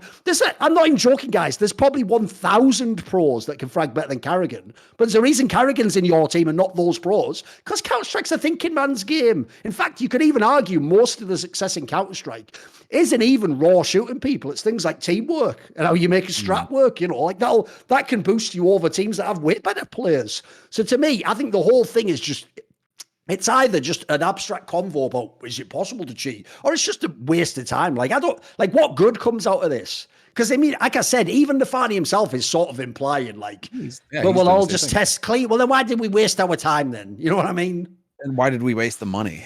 I mean, as from an ESL perspective, I mean, I guess they have more money than God now, but like, you know, like you're spending money, you're spending time on this sort of thing, and it's. I'll give you one other angle why you don't do it as well. Bearing in mind, no one's ever shown that it's having like a negative impact on the scene, right? What happens, Semmler, when you have that time where someone gets a false positive, and that happens on day 2, and now he can't play the rest of the tournament? But after the tournament, you find out it was a false positive, and now you just fucked that guy out. I can see only downsides coming out of this, because as I said, I have never, from my own experience of esports, seen that in Counter-Strike in particular. This is something that, because you nailed it as well, which is even if short-term abusing it helps you, Semmler, it seems very clear from the people I know, actually even outside of esports, I know some people in like finance and poker players who were abusing those drugs in the early 2000s. Dude, they all told me the same thing. It never ends well. You don't just get away with the free lunch. Like, you become a drug addict, you ruin your life. They said even eventually you get like a lot of drugs, you get less and less of the effect that you want, and you just getting rid of the withdrawals and the negative effect, essentially. So they say eventually you have to have it, and eventually you're just worse at the game and you feel like you burned your brain out or fucked yourself up in a way. So I also think that's one of those things where, like, one, I've never seen that any top players abusing it and getting the results. So I'm not worried in that sense about the competitive integrity of the results. But then also, secondly, I think that thing is a punishment of its own. I think the punishment comes side by side with whatever short-term benefit you get. You just pay for it over the long term. By the way, that shouldn't be a surprise, boys. That is the number one problem with all the upper drugs, like the stimulants, like meth, fucking cocaine. The joke of cocaine is you wouldn't even need to convince someone it has a downside. They will find out in about an hour and a half or 2 hours. It will just hit them like a ton of bricks. So to me, I just think this whole thing's one of those ones where people like to discuss stuff that we're never really going to like impact the scene. And it's more just like, we just get to feel like we're LARPing as sports. Like, should there be a council and all that jazz, you know? Well, I'm so the only thing that I'm curious about now is to see, like, if hypothetically somebody did get popped, what do they get popped for? Because there was a really big scandal in Brazilian Jiu-Jitsu recently where they popped 5 guys. Like, basically, IBJJF hired USADA to do their testing, and USADA were like, okay, if you're gonna hire us, then we're gonna fucking throw the book at anybody we find. And so surprise tests roll in, and they grill 5 players, 5 competitors, whatever. They catch out guys. If people don't know, they actually are called players in Brazilian Jiu-Jitsu, believe it or not. It's just a weird crossover. Yeah. So it's like they catch 5 guys, and it's like one of them was taking the kitchen sink. He had everything, right? Everything under the sun. But the thing is like, you know, they list it out. They list out like what it was that they got caught for, so you can get an idea of what it is that they're testing for. And so now I'm curious, you know, it's like if they're hiring out USADA, if they're hiring out some doping company, like what even is that company testing for? Are they testing for DECA? You know, like it's like so. Oh, by the way, you've reminded me of another point. I don't think we have to worry about that. You know, like you actually nailed it with the point about the exemption, essentially a doctor's note that would say this person has ADHD and needs to take the precisely, which would probably be allowed. Get around it. If people don't know, that used to be the loophole. I'll give you a little bit of insight because I know you're interested in MMA. That used to be the loophole in MMA that used to let people The famous ones with people like No, what Vitor you're talking about. Belfort look like they were a superhero out of a comic book. Because what they all did was this. It's a genius loophole because it wasn't a total loophole. It was real. What would happen, Semmler, is if you have abused steroids and wrecked all your testosterone and fucked yourself, and then because the sport says you can't take steroids, you're going to be mega under-tested, essentially, in terms of testosterone, you could get at the time, this is up until I think about like, I'm going to say like, I think maybe like I think the latter part of the 2010s, I think, was when they brought this rule in.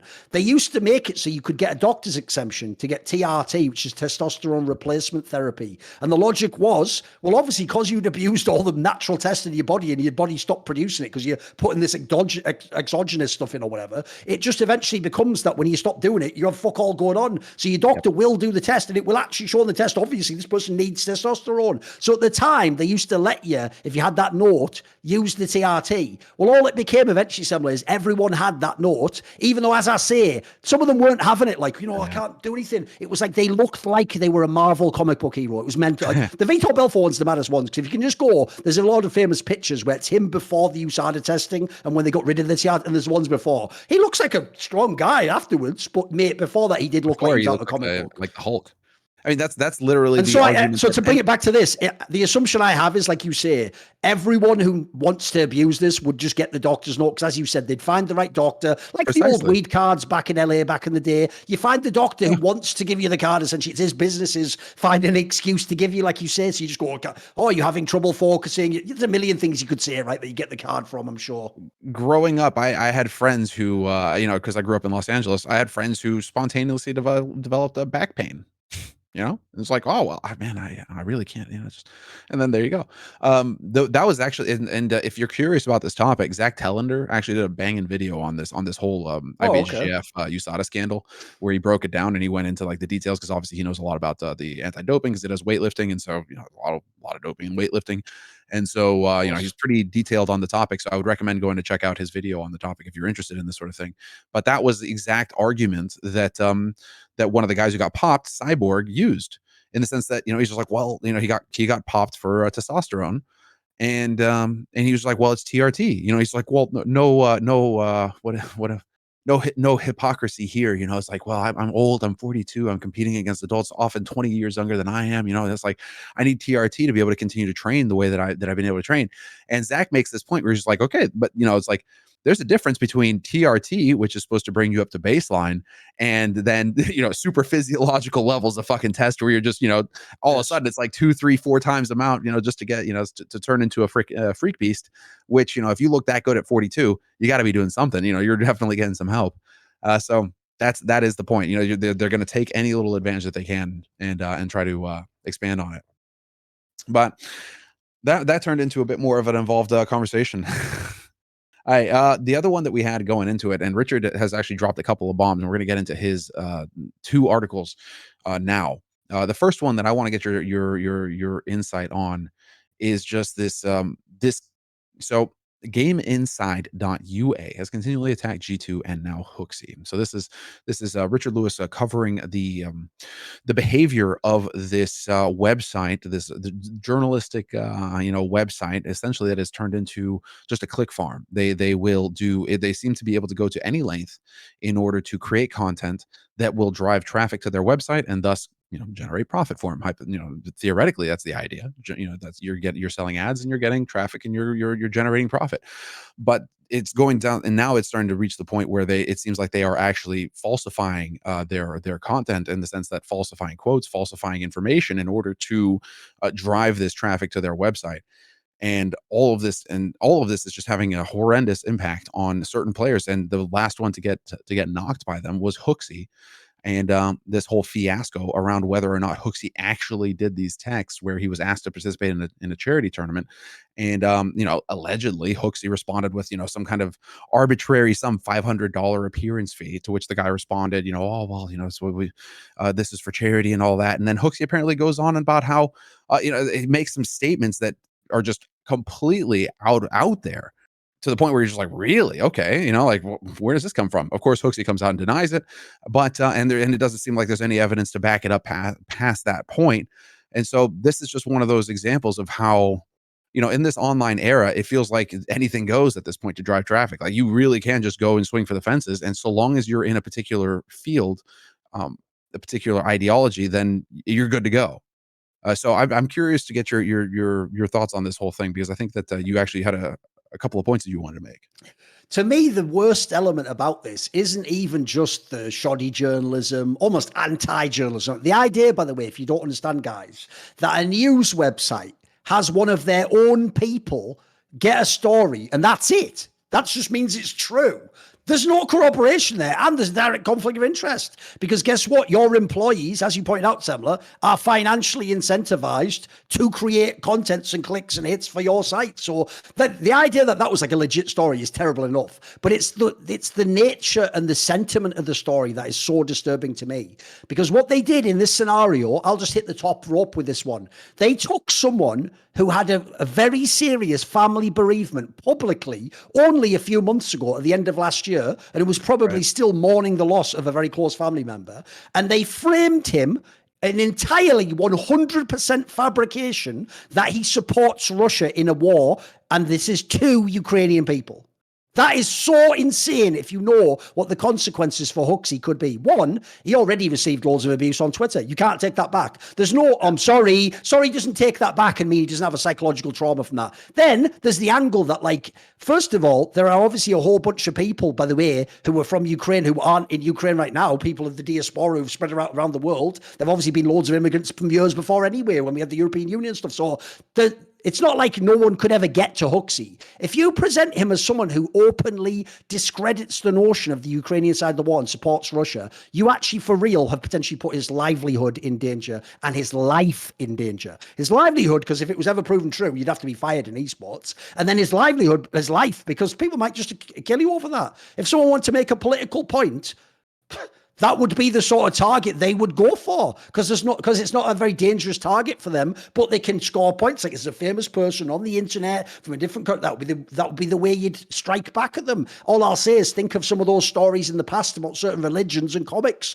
that were in Western countries, right? That wasn't some like famous person in their country. That was someone in another country. They just thought, right, this is someone who's a public figure. This is my chance to get my message out there in the world. So the reason why that's so disturbing is because, as Richard points out in his article, this is just at the end of a long line of them doing this shit, specifically to G2 players, I notice. And it just so happens, Semmler, it's like that classic saying about certain, let's say, hoaxes, which goes like this: when the demand exceeds the supply, people will fabricate the supply. So what happened was they just eventually have no stories left. So if we rewind a bit, you'll actually see why this is so dangerous. Because if you rewind, here's where this story began, as Richard points out. It actually began way back when they won the Blast World Final. We even talked about this story ourselves. It's just even I got a detail wrong, which is in the story, when they won the event, some fan who appears to be like a Serbian fan or something, and if people don't know, historically, Serbia and Russia are aligned, essentially. Like, they actually come from the same region. There's all this historical stuff, and essentially politically they've often been aligned. Like, supposedly during like the whole like Balkan conflict, it was more like, you know, Serbia was on the Russian side and then like Croatia and that's on the like the NATO US side. So it's a very similar setup to some degree. Like, people can see the parallels between it. So basically some fan came up, presumably a fan of Nico and Hunter, the players from Serbia and Bosnia, came up and had a flag which it turned out was the Russian flag, and took a picture with the whole team after they won the event, right? Now, this is where even I got a detail wrong. Because first of all, my assumption, like everyone, this is the flaw when you don't actually stop and put yourself in someone else's shoes. When I saw that picture, I gained information Hooxi potentially didn't have, which is I saw a picture front on of him, that's a team in a line, and a big flag unraveled. Now, here's what we forget.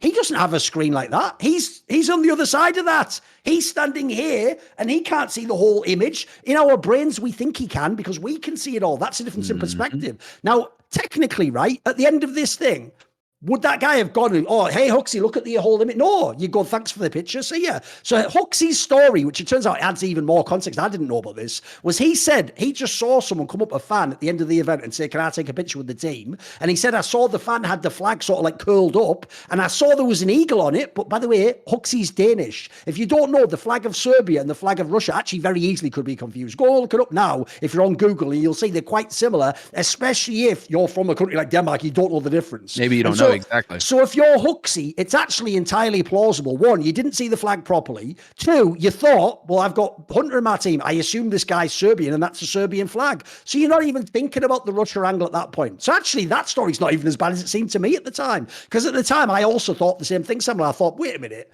surely Hunter and Nico noticed that though. It's like, bro, you know what a Serbian flag, but then maybe they didn't see it either. Who the fuck knows? So there's that already. Now that was treated, by the way, by some of these people in this part of the community that want to rabble rouse, as though like, G2 did this as like a message to the world, like, fuck the world, we support Russia, which is like already a mental thing to think they would do. And then just go, cool. By the way, if you were going to do that, wouldn't you just do that through your own socials? Why would you do like a weird picture with a fan as like a hint or like a dog? You wouldn't. And then the other thing is this, after that, this is when I knew, Semmler, there are some people who essentially just want blood. It doesn't matter whose, they just want blood. Because after that story, the second one was the maddest of them all in its own way, which was when Jonta, who, by the way, if people don't know, was a former professional player and coach in 1.6 and CSGO, used to be the coach of Hellraisers. And by the way, I think he coaches in Valorant now. Seemed like quite a smart figure, actually, by the way. But for some fucked up reason, he's been one of the people who was like an ultra on this topic. He is very extreme with his public opinions and has said some quite outrageous stuff. He decided to cause another one, which is after they won Katowice. Obviously, G2 won Katowice. What happened was Bit from Na'Vi took a picture with m0NESY. Now, remember, m0NESY was in Na'Vi Junior, so was Bit years and years ago. Exactly. So those are two former teammates, and I assume friends. It just so happens one is Ukrainian, Bit, and one is Russian, m0NESY. Although you'll notice m0NESY himself has never said anything wrong about this. There was a story, Richard points out, where some stupid idiot on his social media did it, but m0NESY even fired that guy publicly and said sorry about that. So m0NESY's never done anything wrong, never a foot wrong. But just because he won the event and Bit took this picture, Jonta, for real, had the opinion, it's on the internet, you can go read it in Richard's article, that like to even take a photograph with someone Russian is in some sense to support the war. That already is like, guys, we're going down such a dangerous, we're going down, we're already down a dangerous path when you do that. Now a 17-year-old kid can't have his picture taken with his friend because their countries are at war. You do know, Jonta, that's the opposite of what we're trying to accomplish with esports, you moron. The whole point of esports to me, I know Richard said this many times, but I believe it, was back in the day, we were the motherfuckers who could get a guy from Israel who was a pro player and a pro player from Palestine and have them do a picture where it's like, fuck war. Like, we're not about that. We're just people and we're players. And when we play, we transcend the issues of culture and backgrounds. That's, if anything, Jonta's actually arguing against what is probably the most powerful healing force you could do with esports. So already that tells you they've got nothing left in the tank, Semmler. There's nothing to actually be outraged about that Western people are doing to them about the conflict in Ukraine. They're already doing stuff like you can't take photos anymore. So then all of a sudden there's not even a photo left. And now they're just creating stories just whole cloth. Just pulling it out their ass. And this one is the most egregious in terms of how it was set up. Because here's what's mad, Semmler. Normally, actually, people like me and Richard would be really careful about disputing the veracity of something. Because how do we know, right? And you think maybe the evidence is still forthcoming. There are so many red flags with this Hooxi story that I'm sorry, gun to my head, I knew it was false the second I saw it. I knew it was a fake the second I saw it. And there's two main reasons why. So if you read it, it starts out basically some random Ukrainian admin guy that none of us have ever heard of from Gameinside has the telegram of Hooxi. Already I'm like, why? Also, now look, maybe there's a world. Just the fact that it was on Telegram alone already was like a red flag to me. That's the point. So here's the thing. Telegram, no one in the West uses Telegram. Now, look, there's maybe there's a world where some of those dodgy online cups have a lot of CIS teams and maybe the admin use, maybe, but I think that's tenuous. So if you don't know, the only Westerners who use Telegram use it explicitly because it is a Russian app and it has encryption. So what they use it for is conspiracy stuff, political stuff, or they've been banned off Western apps like YouTube and Twitter. So it's the only place they can go. So as a result, that wouldn't apply to CSGO players who are like Hooxi, who are just happy-go-lucky, mega fucking chill guys who are tall, controversial. They're not on Telegram already. So that already was red flag number one. Red flag number two is in this chat, the guy says to him, a totally reasonable thing, like, hey, we're running a charity tour, like a wingman tournament 2v2, like we'd like you to play in it. The response from Hooxi, why people didn't see this immediately tells me people are so bad at context. The response from Hooxi, he doesn't even say yes, he just goes $500. Now, here's why this is mad, because here's what follows that. So already, by the way, we're supposed to believe G2 players think that you get paid to play in all charity tournaments. Charity. Charity. So already that doesn't make sense. But let's imagine we keep going past that. So then the person says, like sort of, I'm sorry, but you don't get paid. It's a charity event. You'd play for free. This is why the following response makes no sense at all. Hooxi doesn't go, well, I was only doing it for 5. He suddenly just goes to this mad thing where he essentially says, like, I don't want to participate in this because I think it's a senseless war between like Ukraine and Russia. And also that it's like inevitable that Russia would win. And then he says some mad thing that sounds like a fucking poem or something, like, let them speak the language of democracy, not the language of thought. Now, here's why that's mental, right? Here's how you put facts together, guys. If he doesn't want to participate in a charity tournament because he thinks it's senseless, the war, and that Russia's inevitably going to win, why would he do it for $500? Why am I the only one asking that question, by the way? Why was $500 worth it for a senseless war that was never... But if he doesn't have $500, suddenly there's no point. Suddenly there's no point. That already shows that the second comment is, this already shows this is fixed, because these aren't even how a human would respond. Like that, there's no coherent logic between, like, I'd play for $500, but now I won't play because of war. I still think they're humans. And then, no, I mean, as in they're trying to like fabricate what another human. Essentially, the joke here, this is a serious point, is I actually think the person who fabricated this is very stupid, Semmler, and they don't essentially have that is the point, yes. But here's the thing, they don't have a proper theory of mind of what their opponent would think. You know, the famous thing when you've seen faked logs in like political spheres is what gives them away is they can't even believe the other person's a real sentient human. So they don't make it smart enough. They make it too simplistic. Like it's some like outrageous statement that like no one would say to their friend.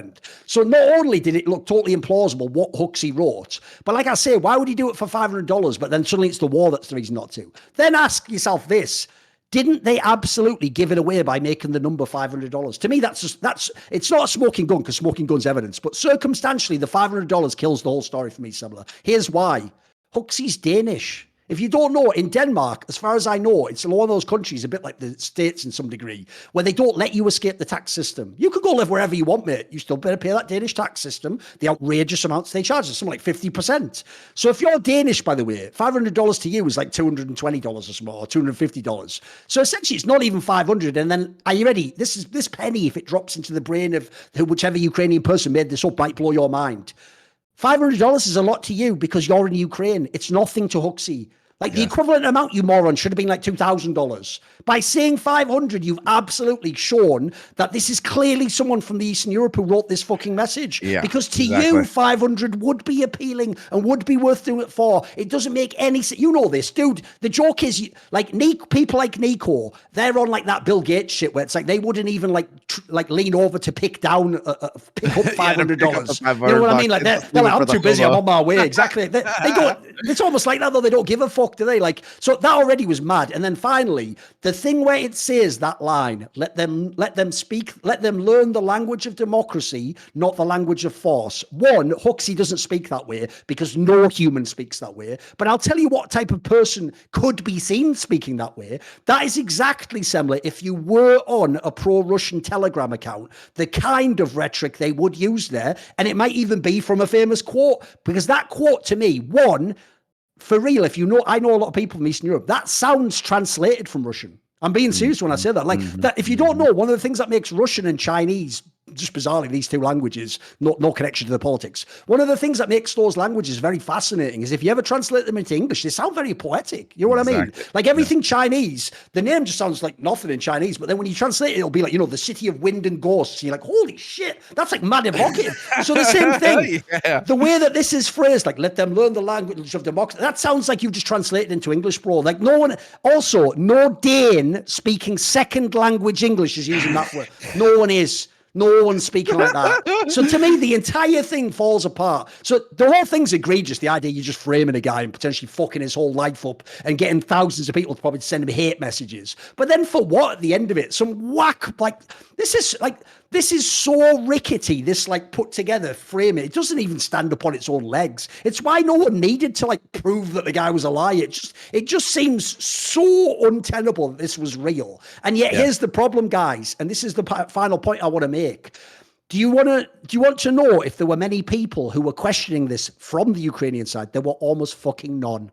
There were none. And that tells me this, and this is a really disturbing thought. They want it to be true. They want there to be tons of people like this just riddled through the scene. They want it to be. You could see by the way all these, because if people don't know, it wasn't just that the main guy did this. Not only did Gameinside publish this, and to my knowledge, I don't know, I haven't checked now, but it was still up days later on their main website. They not only published it, they did an image which was a photo of Hooxi with a speech bubble saying that shit about Russia in it. By the way, that's now on the internet forever. Just an image of his face, the face that his mother had, saying something he never said on the internet forever for nutters in the future, political activists to find and potentially go and kill this guy.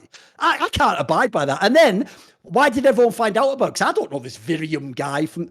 Because these massive influencers from the Ukrainian scene, including legendary players and commentators, signal boosted the fuck out of this. Most of them, by the way, didn't even signal boost it like a retweet. They would just quote tweet and be like, what's going on here at Hooxi? And even at him. So all their...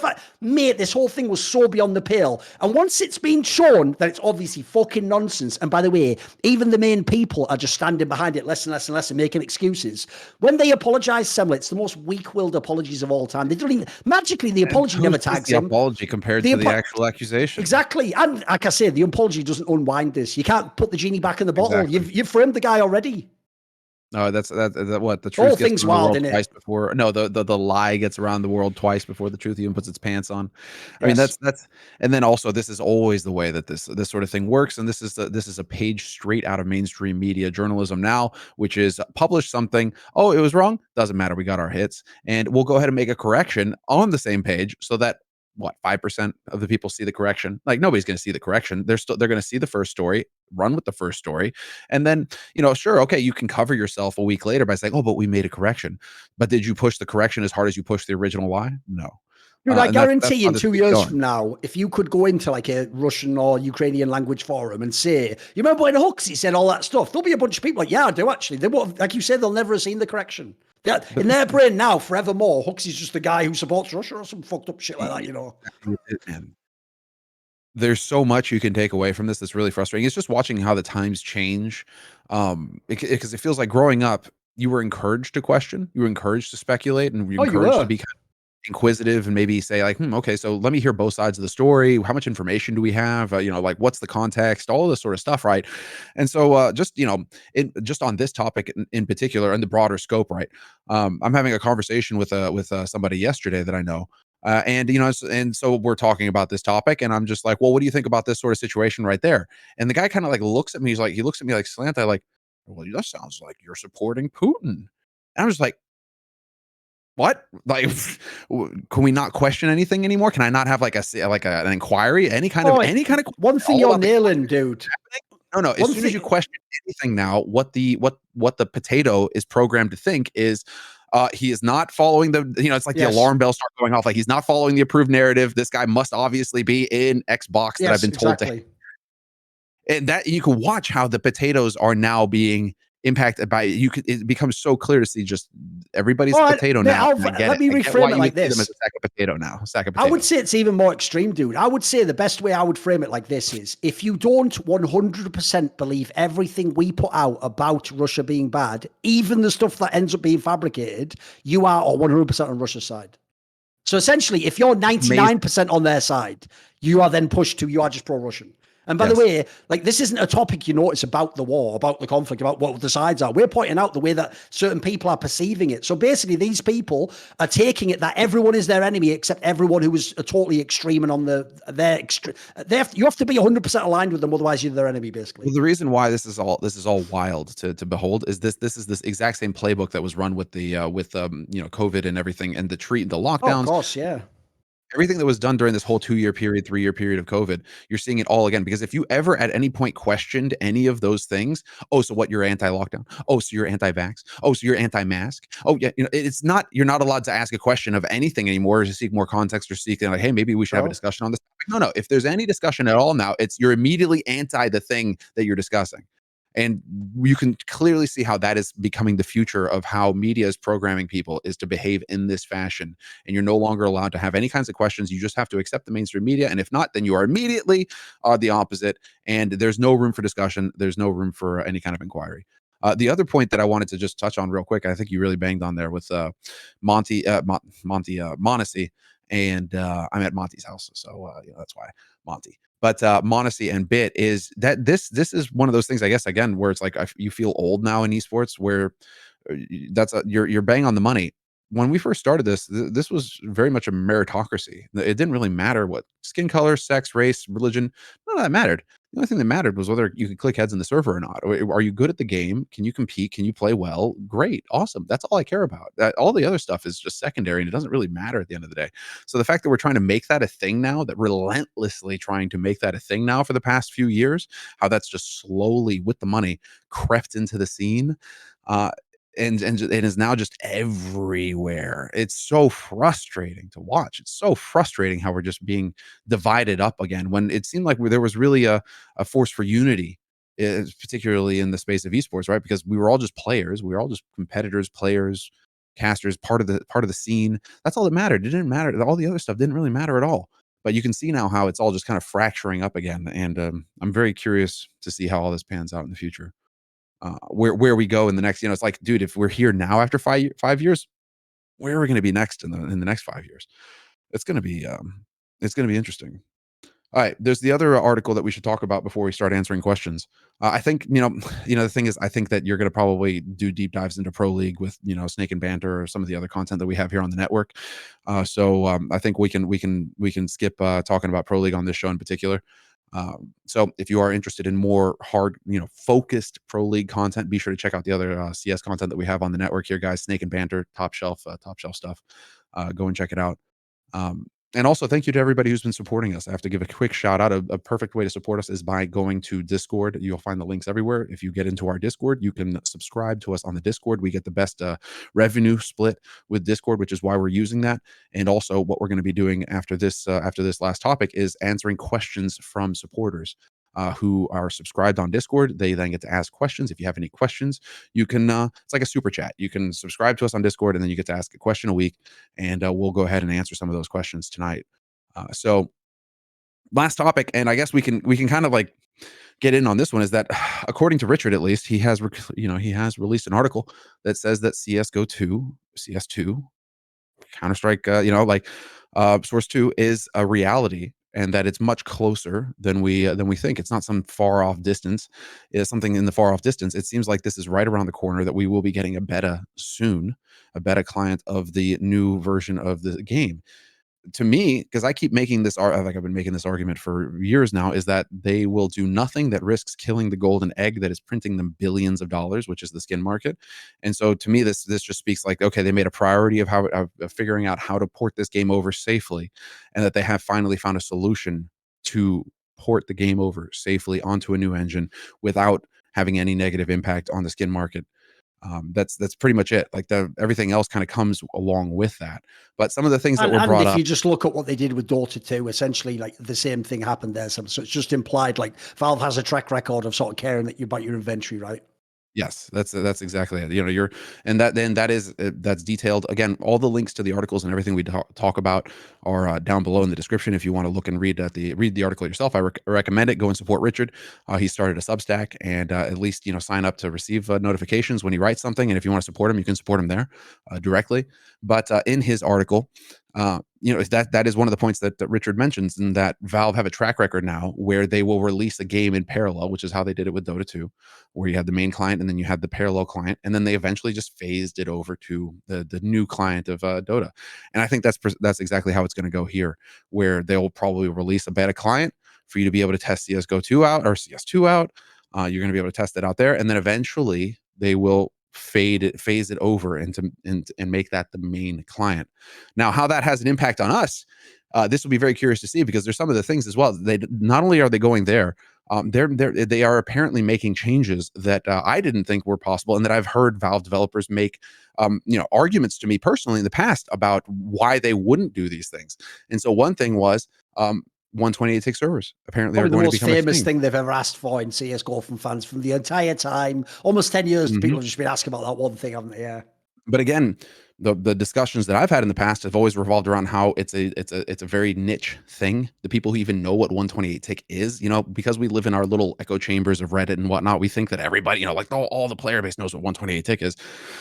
In reality, it's a very small number of the player I bet base. no matchmaking person knows about it. I mean, it's just nobody, hardcore and fans nobody know would be that. able to tell the difference either. Yes. I don't think the vast majority, vast majority of people would not be able to tell the difference between. Dude, in the 64 and modern 128. day in CSGO, if you ever play matchmaking, people don't even complain about the server reg that much. That used to be a big thing in 1.6 because everyone was a hardcore esports nerd. In CSGO, I think they just think they missed, even if the server's terrible, And that's that comes down to a number of things as well, i.e. what's your routing like to your server? Are you going in a zigzag all over the place hitting a bunch of different nodes, or do you happen to have like a straight line to the server? So it's like there's all sorts of things that go into it, right? Sure. And so when having these kinds of discussions, it was always a question of it's just like what's the trade-off here? Like what are we gonna have to spend a lot more money to have 128 tick? Is it worth that spend versus what the return is, all that?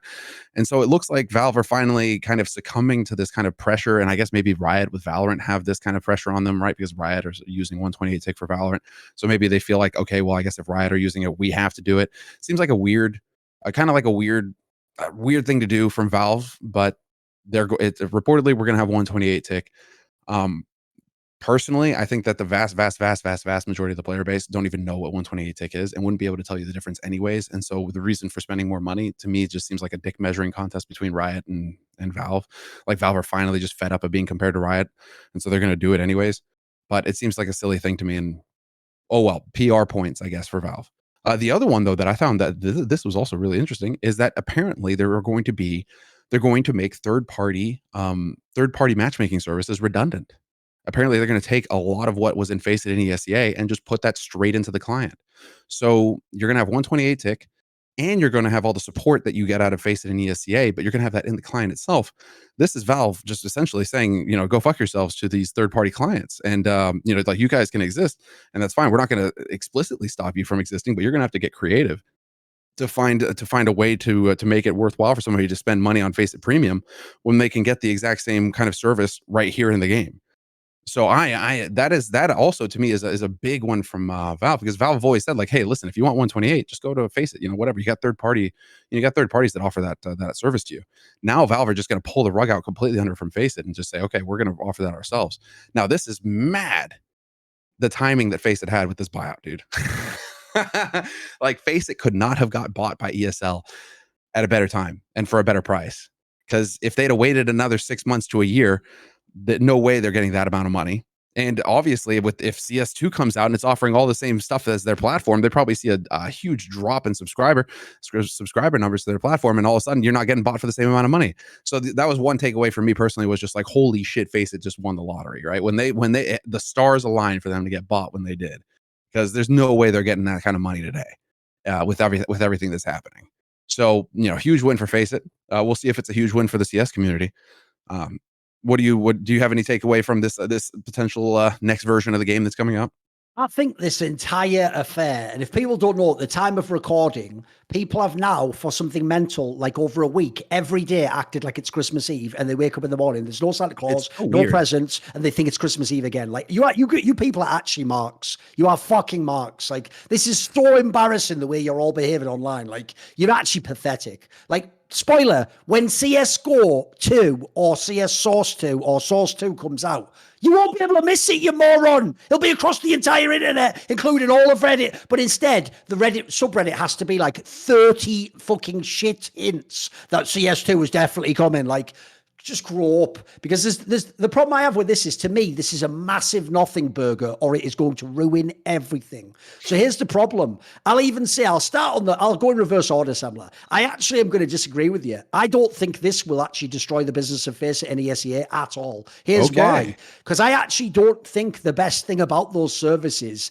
is things like 128 tick or like higher quality. I actually think the best thing about those services is that they cost money, because the second you charge even $1, I can tell you this with my own Patreon.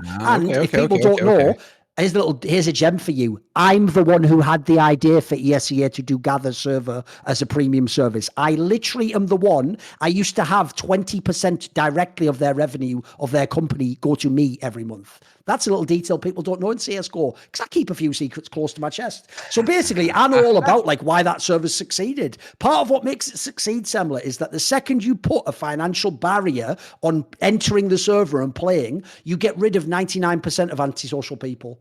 Like when you play Face It, yeah, you get the guy who complains but still plays to win the game because he wants the elo, right? Yeah, you get the person who flames you on the other team way better than you. You don't get like the guy who joins your team and just spin bots and fucks up the game. You don't get the guy who stands behind you the whole time to get you to when you drop the AWP, he gets you killed and then he still... That's matchmaking shit. That's 14-year-old kids who already have the game and now they have no downside consequences to fucking with people in the game and doing things like joining with a stack of 3 people and then just booting you from the server if you complain about. That's all behavior of antisocial youth, like in the wider society, who have no money and they got all the time in the world to just be an arsehole and to harass old people and to spray paint things and to smash a glass bottle on the floor near a bin. It's all the things you see in society, but mirrored in video game behavior. The second you have a paywall, you eliminate the majority of that. Not least because not only does it cost money, but when you pay the money, there's admins in a paid service that'll instantly boot you when you do that behavior. You can pay for CSGO. Is a Valve admin going to come and check? No, they're not. So the problem I think is this: even if you make the server as good quality as Face It, which I agree they could do,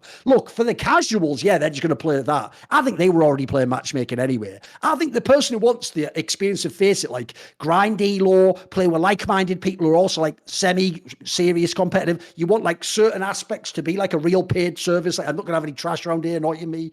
Those aspects will still exist, in my opinion, in ESEA and Face It. So to me, like, and also, as you say, it's all 128 ticks and all servers are not created equal. I think what will happen is the Valve matchmaking 128 tick will just be like the worst version of that because, again, they're going to populate 1 billion servers on the internet. If you go to the Face It one, I imagine they'll still have like top quality hardware. They'll do like one thing back in the day, I can tell you from ESEA that used to make some of the servers dodgy, is to crush the margins. You put more servers onto one home server because remember they're individual like virtual. So you put like 50 instead of 10 or something.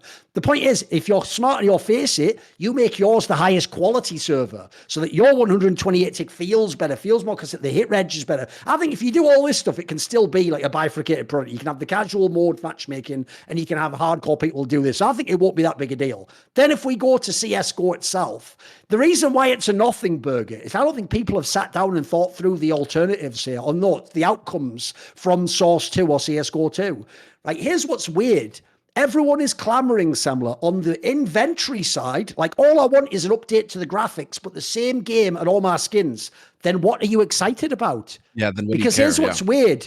You're all getting excited like it's a new game, like it's a sequel. And what you think is this, and I get this. Look, you know from esports history, when a sequel comes out that can be drastically different, now it can change everything. Now your game could become a bigger game in esports. Now all the Valorant people might come to CSGO. Now people from other games might have interest. Now there's a million factors. Now maybe, here's a classic one, maybe you were average at CSGO, but you'll be amazing at CSGO too because it's a different game.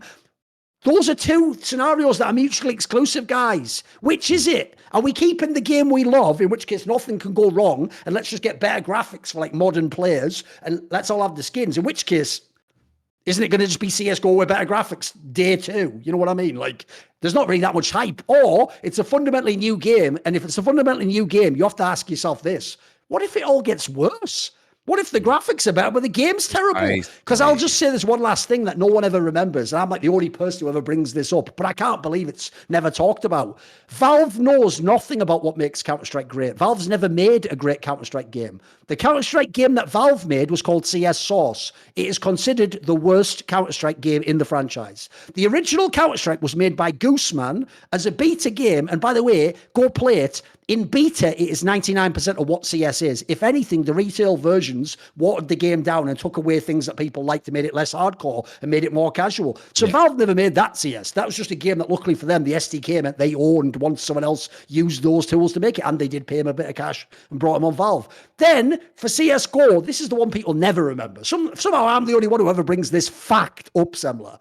Valve didn't even make CSGO.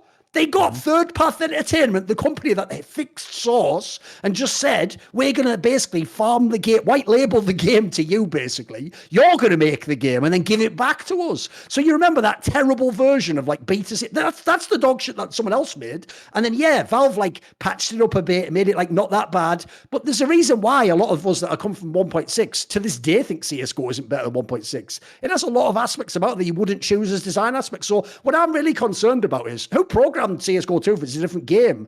Do I know who they are? Do I understand that they understand Counter-Strike? Do they know the... Here's another thing. One last thing to say. Sure. I've always thought, for me, one of the reasons Counter-Strike is incredible is because what you and me call Counter-Strike is 5v5 max rounds in professional player setting. That, when Counter-Strike was invented, that wasn't even a dream. That wasn't even a twinkle in someone's eye. Counter-Strike back then was a public server game where you would have like 12 on 12 or 16 on 16. Remember, dude, the game originally wasn't even bomb defusal. It was you got hostages. You used to go and rescue that. The game was nothing like the modern esport. So when people say stuff like CSGO is a Valve game, it's like, in a legal sense, yeah. In a spiritual sense, not really at all. So I'm actually concerned about the idea that, like, I don't know if they make it fundamentally different. It'll be a good game, dude. It might be whack. Spoiler. Valve are just Rito. Everyone told me, you'll remember this detail as well. The whole reason why Valorant was definitely going to be amazing and kill CSGO is because Volcano used to be a pro in Counter-Strike and he's involved with making it. How did that one work out? How's your Valorant today, dickhead? Is it like Counter-Strike, dickhead? Are the maps like Counter-Strike, dickhead? No, they're not, dickhead. One of them has 3 bomb sites, dickhead. So the point is, if even Valorant, with an actual lifelong Counter-Strike fan and aficionado who's mad hardcore and was pro in 2 versions of the game, if that's nothing like CSGO, why would a Valve-made sequel be good? So all I'll say is this. I personally hope it's the one I described before. It's just an engine update, a little bit of graphics. Hopefully they ported everything. The spray's the same, the AWP's the same. I'm just worried on this, Semmler. I would want that because I don't want the game to change. I love CSGO. I think it's brilliant. I think it could run for 10 more years. The problem I have is I think people want it to be a new game and they want the hype of everything changing. They want all the turmoil, but I don't think they understand that you don't always gain in that sense. Like, I actually think, as a quick aside, one of the things that political language has done is they've broken people's brain. People really believe through a mixture of progress and evolution that things only track upwards, that they only get better. That's not how anything works. Tech doesn't work that way, by the way. Sometimes you go backwards and you regress and go into a little pitfall where you don't have tech you had before. It doesn't work that way. So people think things, I think, like, well, there's so much money involved and it's such a big game now. They think it, as a follow-on, logically, it's just going to be a better game. I would say my experience says it's a crapshoot when a new game comes out. It could be good, it could be terrible. Without a doubt. Oh man, you always go so far. You give so many good little bits. Okay. Now it's like, oh yeah, okay, that. Well, okay. One real quick. I have to walk that back because at least Valve did create a game. They created Half-Life, right? They're not like Riot who ripped off all of their games. You know, so it's like, okay, fair enough. You know, the Valve are at least one step above Riot in that sense. But you know, like Dota, that's not Valve. That they brought in Ice Frog. You know, like Half-Life, like you say. So you know, we'll pump the brakes a little bit on that, but I you know, that was a little unfair to Valve. They're not as shit as Riot, so gotta clear that up real quick. And also, you know, it's so funny that you mentioned that in terms of like evolution and progress, because I was listening. There was an interesting point that I was listening to, and that was like really interesting food for thought in the sense that why is it that everybody's under this idea that mutation is good and that we are evolving? Wouldn't you think that it's actually the opposite and that we are in fact devolving as you add more and more mutation? We're actually devolving as a race, and that, you know, it's like it's getting worse and worse. You know, and cancer and everything. We're seeing more and more cancer. You know, like why are we seeing more and more? That happens from mutation. You know, it's like, why would you think that we're improving and not it be the opposite, and that we are completely and, you know, just going off a fucking cliff and it's just only accelerating with each generation? I mean, let's be real, Sam. The reason why, I know it's a rhetorical question, but the reason why is because they want it, because that would be what would be the most pleasant thing to believe, right? Is that, everything's just getting better. Yeah. Otherwise, people think that it's only going to get worse from here. Well, then they're not going to keep functioning in the machine. Because you know, that's the thing, like I alluded to. I really think if you actually sat the people who were super hyped down, like Sponge and all these people on the subreddit, if you sat them down, really are hype, or do you think that they're just putting it on? No, because here's the thing. I actually think, without being too condescending, which is hard for me, I just think a lot of them haven't thought these points through. Like, if you notice, one thing that is a skill of mine, someone in League of Legends even said this to me on a talk show. He said, the thing about you is it's not that, like, you just remember. He said, you always remember the context, so you're able to, like, connect the points. It's not that you just go, this happened in 2013. You'll be like, and of course, in 2013, people used to think CS was good. And you remember he said, that's the reason why I'm always interested to talk to you. I think they just don't put the details together. Like, if you actually sat them down, I think the reason they're hyped, like I said, Semmler, is they've pinned all their naive pipe dreams to the idea of CS2 succeeding. So I think, for real, it's not a joke. I think people like Sponge actually think that if a CS2 comes out, that like half the Valorant pros will come to CSGO again, and like Tarek will be back, and Shroud will be back, and all the streamers and all the Fortnite streamers will start streaming CS, and then maybe CS gets even bigger. And then, you know what, maybe in China, by the way, I'm just doing it where it's pipe dreams here. Then they just throw in all their other pipe dreams. Then maybe in China it gets huge. It's like League of Legends. And the next thing you know, it's the biggest game. And it's like, actually, the actual update's like, you can look at your skin in a slightly scaled up resolution. Like, brilliant. Like, that's all it was in the end. Like, and I had to sit through like 90 days of people like, I'm almost there. I'm so close. Oh no, it's another failed orgasm. Maybe tomorrow. Like, every day, mate. Like, the subreddit's just all tweets. Have you seen it? It's nothing. It's just all tweets. Like, I can't believe they've added, look, Semmler, on this map, they've written the word 2. What do you think they're hinting at? It's like, this is nothing. These clues are shit, aren't they? I know, they're so bad. They're so bad. Well, you know what isn't bad, Dunk? Questions from our listeners. That's true. Let's hop into those. That's true. So again, guys, thanks so much. That's going to be it for the news section of the show. We're going to hop into some questions now from our supporters.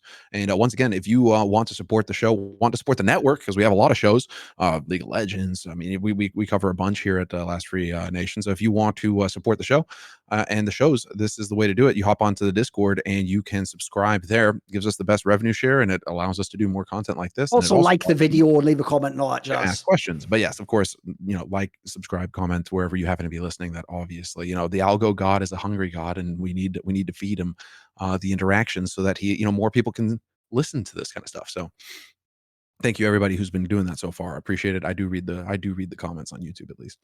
Where am I here? Okay, let's get into some questions. And we got a bunch of them, because obviously we've had 2 weeks off. So actually, there's a lot of questions. We've had 2 weeks off, so I don't know. We may have to like spread these out a little bit, because there's a lot. We'll see it here. So right off the bat, let's see. Divorce lives in Lucky's shadow. All right. If you were invited to do a guest appearance on an episode of the podcast of the Lotus Eaters with Carl Benjamin and asked to choose the topic, what would you talk about with Carl on that episode? This sounds like literally you used one of those evil AIs to design a question that would get us in trouble on this fucking show. Exactly. That's you know what I mean? As well. Just like, what do you mean? Like, the next question may as well be like, what verboten political statements do you secretly agree with? Like, come on, bro, give me a break. Like, at least don't make at least make like the fucking trap part not be as obvious with the cheese just sitting right there. Like, I'm not that hungry for cheese right now, believe it or not. Here's the thing, Semmler. Here's the safe way you can answer this question. I'll just say this. Like, I don't claim to know everything he said online. I don't even think Sargon's a very good example of someone people tried to paint as like some super evil guy. Like, if you actually know him, maybe it's because I'm from Britain, he just seems like actually a super fucking chill sort of like nerd. You know what I mean? Like, I know he did have that weird part where he did try to be politically active. At this point, he failed quite spectacularly and will never be in a position like that again. He's just a guy who's just talking about abstract ideas or like the news on YouTube. Like, I don't even see him as some like outrageous figure compared to like some of the other people that were banned off internet and all those sites and stuff. So to me, I don't think he'd have, like, essentially what I'm setting up is, one, I think he would be an interesting guy to talk to. I actually interviewed him myself for my side channel in like 2017, so it was a long time ago now. That. But that was an interesting one. And then secondly, I'd also say you could easily go on his talk show and not talk about something controversial, Like, one thing I'd actually love to have a convo with someone like that about, just that type of a person, is because so much of their content is critique and is complaining about things that suck and things that are ruining the world. I'd actually like a convo about what do you like about the world? What would you want more of in the world? What do you enjoy? What would you like to, what should people aspire to? How about that? That'd be a cool angle, right? Sure. Or, I mean, the other one, there's, and this is really difficult, and we fall into it ourselves sometimes because we do get into these cycles where we're constantly criticizing. But then the obvious question is, well, then, okay, what do you do? Yeah. Like, where do you go from here? And that's because I tune into his show every now and again. And it is that kind of question where it's like, I mean, they're funny dudes. Him and Callum, they have a great vibe. You know, it's fun to listen to them, you know, bang on about stuff. But you know, sometimes it does get to that point where it's just like, okay, but where do we go from here? What do you do? What's the next step? So that would probably be the question that I would ask him if I had the chance to sit down with him and just be like, okay, you know, like, where do you see us going from here? He also did a really interesting breakdown a long time ago on Starship Troopers. Yeah, that's one thing I was going to say as well, dude. Yeah, I know there the you other go. angle. Here's how we get out of trouble. Terrific. Highly recommend. What for real we would talk about. The joke is this. One thing Sargon actually sort of nailed, because he did one for Starship Troopers, and there's another one you should watch. So he did one about, what's the name of that movie? I can't believe I've forgotten the name now. Oh, Demolition Man. You know, the Sylvester Stallone. Yeah, that's he right. did one about that as well. And the whole point of the movie is he essentially breaks down within the world that these movies are set in, what the political philosophies of the main actors and the protagonist and the antagonist are, and shows how actually the movie, like all great stories, is like philosophies battling against each other and playing out. Essentially, the logic usually goes the author, just whatever conclusions they came to, they build into the story, don't they? What I would say is you could actually have a very interesting discussion. I would just ask him about more movies and stuff like that. Like, I'd like to get his take on like other media things and see, because he actually had quite an interesting sort of lens he did it through, didn't he? Because I remember watching the one you're talking about, the Starship Troopers one. It was actually mad entertaining. Yeah, it was great. I downloaded and listened to it a few times. I thought that it could, because then obviously you're like, okay, you go back and rewatch the movie, you go back and reread the book. I've reread the book 3 times since that, and it's just each time you're getting more out of it. There's just so much depth. And so yeah, I really appreciate that kind of content from guys like him, because it really allows you to completely re-examine books, movies that you may have shelved or read, you know, a long time ago. And now you need to kind of revisit them and see, okay, how has my view of things changed? How's my comprehension? I mean, I know he also does a lot of deep dives into English history, which I would love to, you know, learn more about as well. You know, the Saxons and all this sort of stuff, like how that all broke down. I know that he's very deep in all those topics, and so it'd be really fun to hear more about that. All right, next one, Lunar Word Herd. You have previously discussed how AI and AI art are demonically inspired and should be avoided. What other prominent modern inventions fit into this category, and why do you think so? All right, I'll just put it this way. Your cell phone, I think, is like the biggest enslaving tool ever devised, and the whole idea of everything being progress and everything and more things. You know, it's like all through convenience. You know, it's also just, look, it's so convenient. I can just do it all wherever I happen to be in the world. I can just do whatever I want on this, and so that's how they constantly make you more and more and more dependent on this demonic portal into hell that happens to sit in your pocket. Yeah, I think cell phones are just utterly outrageous. I despise the fact that I have to have one to function in society now, and I'm actively looking for ways to. In Sweden, you have a lot that goes through your cell phone, and so it's really hard to get just a flip phone, for example, in Sweden. But I'm trying to figure out how. What do you think? And also, especially in countries like Sweden, in the future, it'll be almost impossible to avoid if you're on the grid. Like, you'll have to pay everything. They're already trying to do it to the old people, mate. You all have to have a phone. You all have to have a smartphone. You all have to be able to access this app and this banking thing and the government thing. They're going to make everyone do it eventually anyway. So what I would say is this, right? The problem with this question, I'll give a little bit of free advice for the youngsters out there. The problem with this question is you're taking a topic where we've gone out of our way very carefully. If we weren't very careful, by the way, we couldn't even have this conversation. Very carefully to not say the quiet part out loud, because that's what gets you in trouble. And then you're going, and now please say the quiet part out loud. Like, bro, do you know what we just did? I wasn't dancing around topics in the past because I'm like Baryshnikov of talking. I like being blunt. I cannot be blunt in the modern day, because if I am blunt, people intentionally use the lack of nuance to say that I am doing X, Y, and Z that I am not doing. So I know I'm smart enough not to step in those traps anymore. So what I would say is this. I would just say you can abstractly intuit what the answer to your question in this way. Look at the output into your life of any piece of tech. If the output overall is negative, I would say it is inspired or directed by forces that have negative wishes towards you and your life. Now, that might not be, obviously, in this sense, these are models that you don't have to believe in demons to do it. You could believe in whatever you want. You could believe in evil people, cynical people who only care about money, who are selfish, whatever it takes. The point is, someone out there doesn't care about your well-being. And in fact, you having a bad time might in fact benefit them. So the question is, how, if you reverse engineer it, how is the piece of tech that's having negative effects on your life creating those effects? Now, sure, there's an element where you had to invite them in like the vampire. You had to buy the check. You had to agree to the terms and services. You had to use it. You had to get addicted. Yeah, look, you had a part to play in it. But You weren't just a guy who one day woke up like, I wonder if I could get a load of comments every day that would make me feel kind of a bit bummed out about myself. I'll start an Instagram. Like, you didn't do it that way. You went into it probably in good faith thinking this is going to be fun, or this is going to be cool, or I can connect with people, or find media from people I like Instagram. I can see photos of famous people I like. It all starts with, notice this is another classic thing about, I would say, evil and the way it works in the world.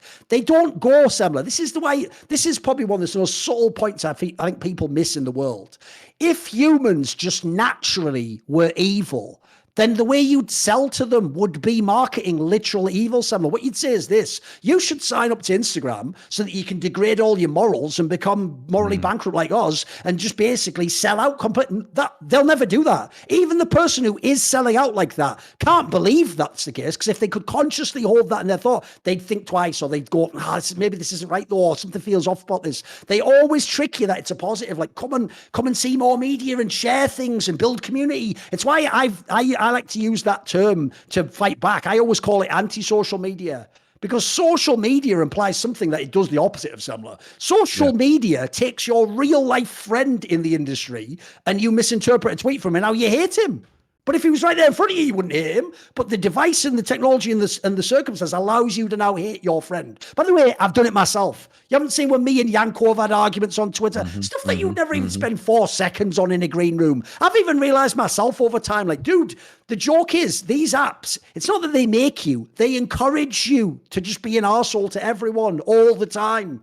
All the time. They encourage you to think the worst of everyone, to be as reductive of everyone as you can, to be as tribal as everyone, to put people in separate camps from each other. Oh, everything about that's why I say we don't have to talk about the specific tech. Your one's a good one with the phone because everyone gets that one. But I would just say, look in your life at tech that it just has a net negative effect, or it's consistently negative, or it just brings you down. And as a quick side point, I would also say in general, the area that is the most key is tech's a perfect example where things regress, because when they make progress with tech, the human regresses. There you go. Like, haven't you noticed how the amount of things people have lost because of tech now is quite sad? What people don't know is they don't even know it, though. That's the thing. They don't know it. No, they have no way of knowing it either, because they weren't around before. Yeah, it makes sense.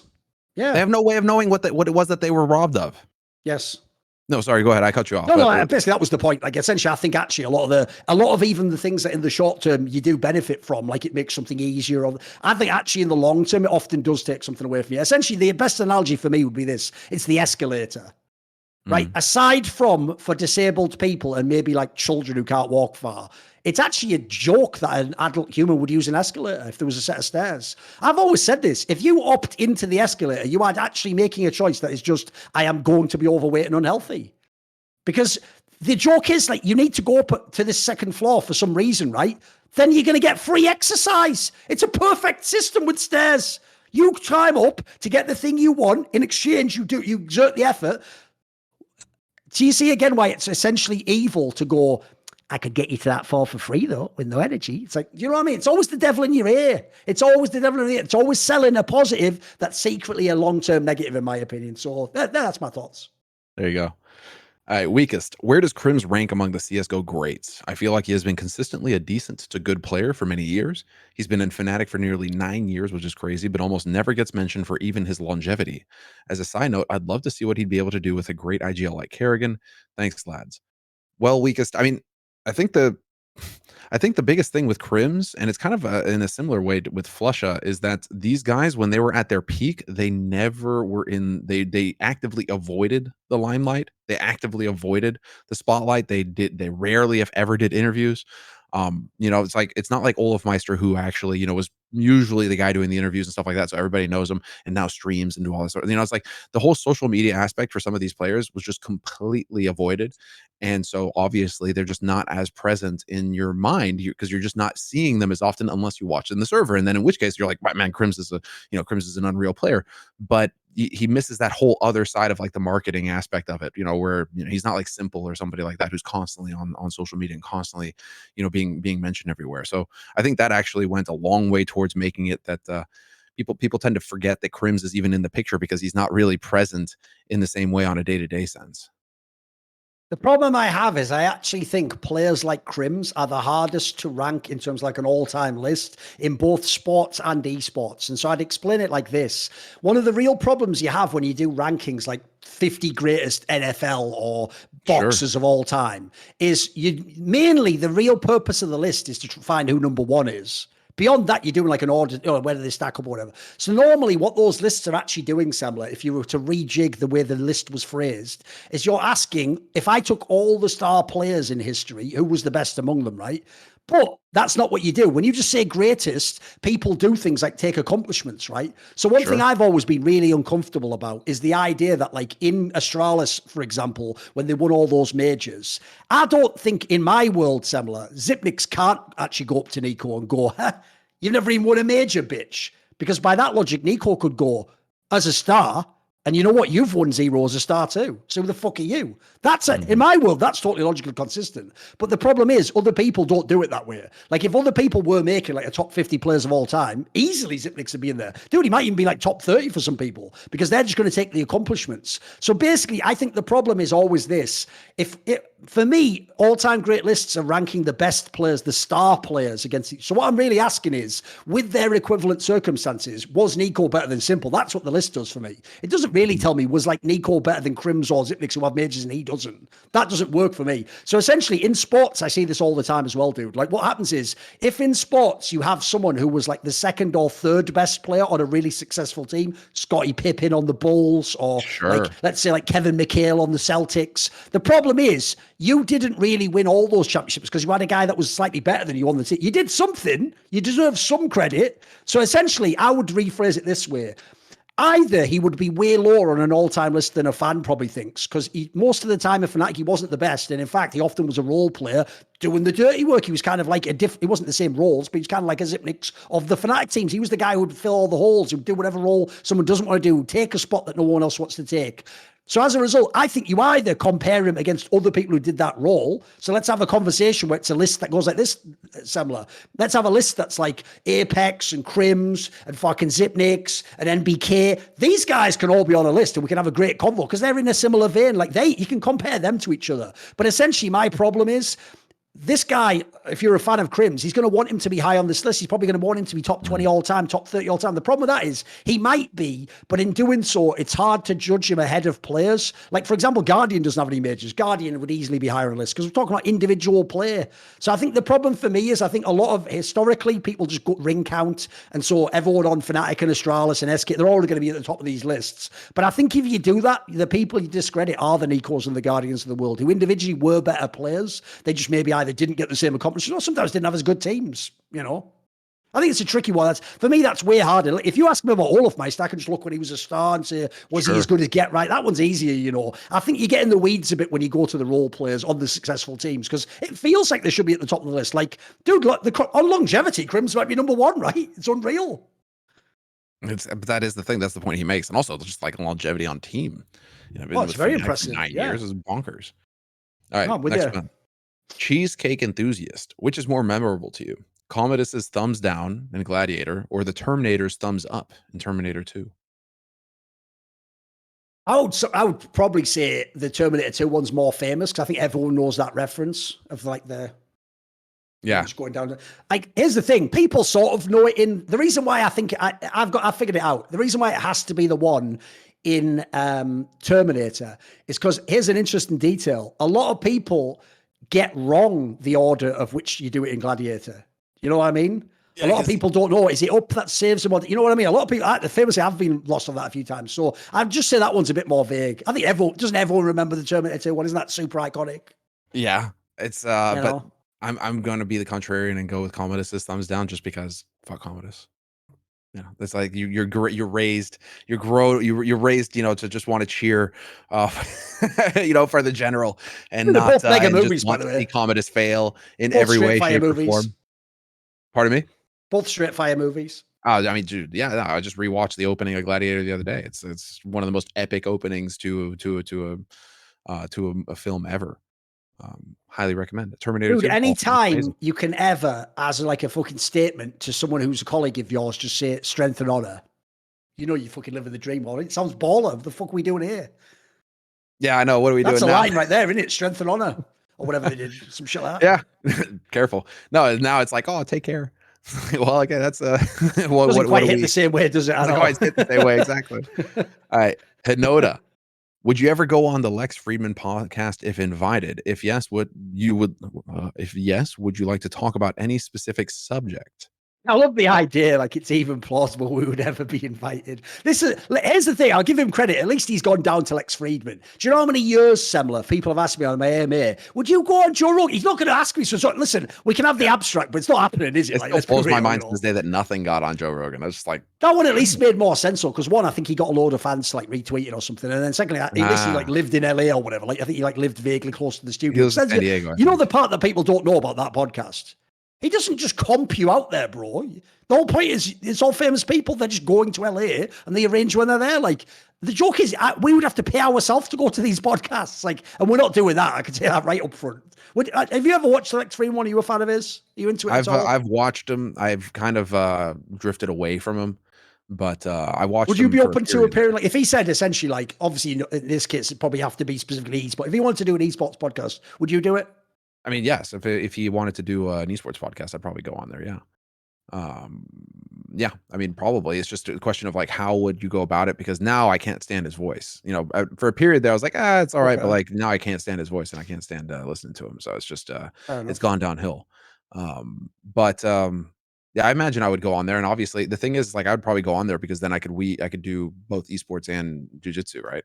Because he's a black belt in jiu-jitsu. Oh, it's true. Yes, he's had Gordon Ryan on. He's had Danaher on, although he does tend to suck Danaher's dick a bunch when he's on there. Like for whatever reason, he's just like the biggest Danaher fan. So it's just like, okay, dude, we get it. You love him. Stop. You know, and Gordon Ryan as well. But now he had Craig Jones on with Nikki Ryan and Nikki Rod recently as well. Didn't listen to it, but you know, it's just like, I don't know. Lex Friedman, like the problem is like it was like when they get too big. I don't know. This sounds like the most hipster thing ever to say, but it's like when a podcast gets too popular, gets too big, and I just tune out of it because it gets too mainstream, and I know that they're going to be too safe. They're not going to be able to say anything that's edgy or out of line or anything anymore. They in order to get that big, they have to stay on the dotted line, right? Tread on the dotted line, and so it seems to me like I'm going to go and find another podcast at that point that's going to be a little bit more interesting because they are niche or not as mainstream.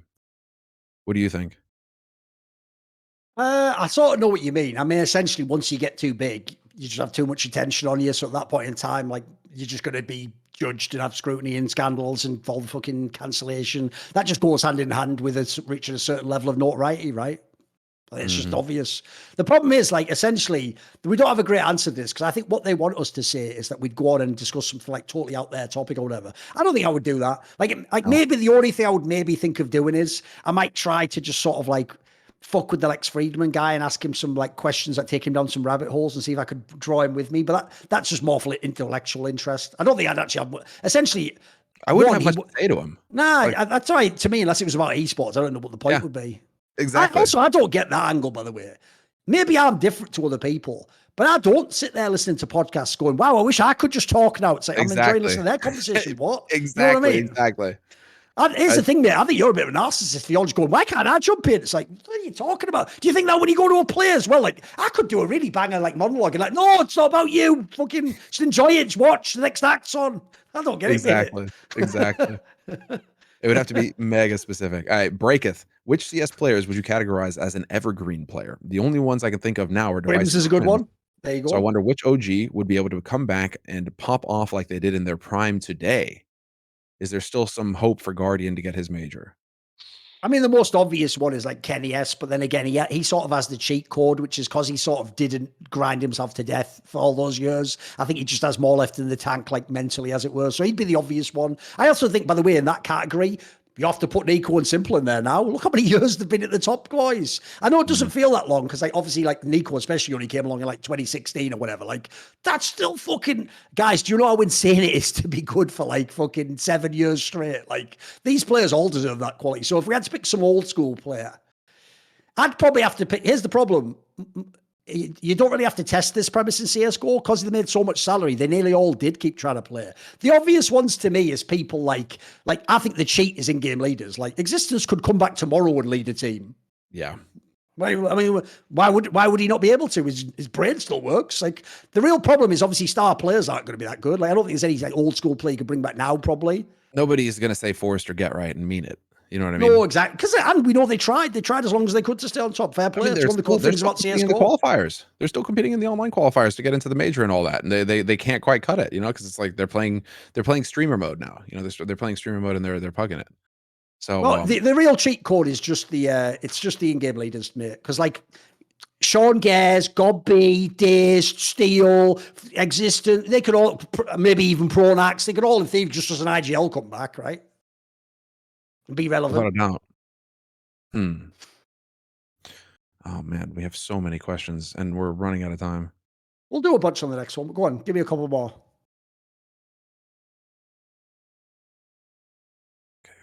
Okay.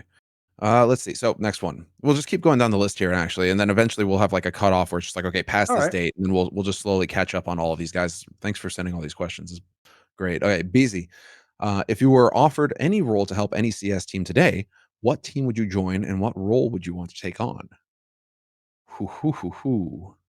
I mean, ooh. So here's the thing. I'll give you a joke answer and then a real answer.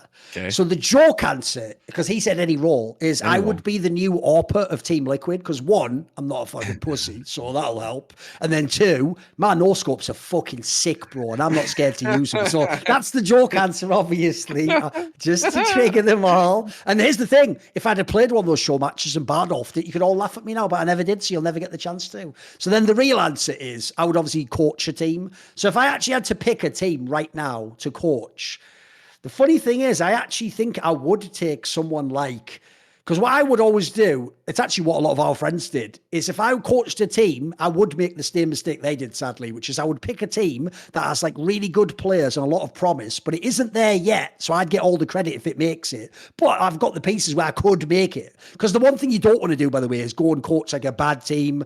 Then you can't succeed. If you coach a team that's already the best, they'll say you did nothing. So you want is the sweet spot. So if I had to pick a team, it would be someone like maybe Vitality. I do think they've got the pieces to be number one. Team Liquid themselves, not a bad shout either. I think they've also got some pieces that if you use them the right way will be really good. Cloud9's an interesting one. Notice I basically picked teams where I think they've got like enough pieces they could be number one or number two. But I think at the moment they do something wrong. Like either they're inefficient or they don't wrangle the right player. Because one thing I would do if I was a coach is I would make a lot of my focus, my connection to the star player, basically, and like what relationship do we have? How do they see the world? Because in my opinion, the biggest thing you need to do in all big teams is the team has to in some way play around the strengths of the star player.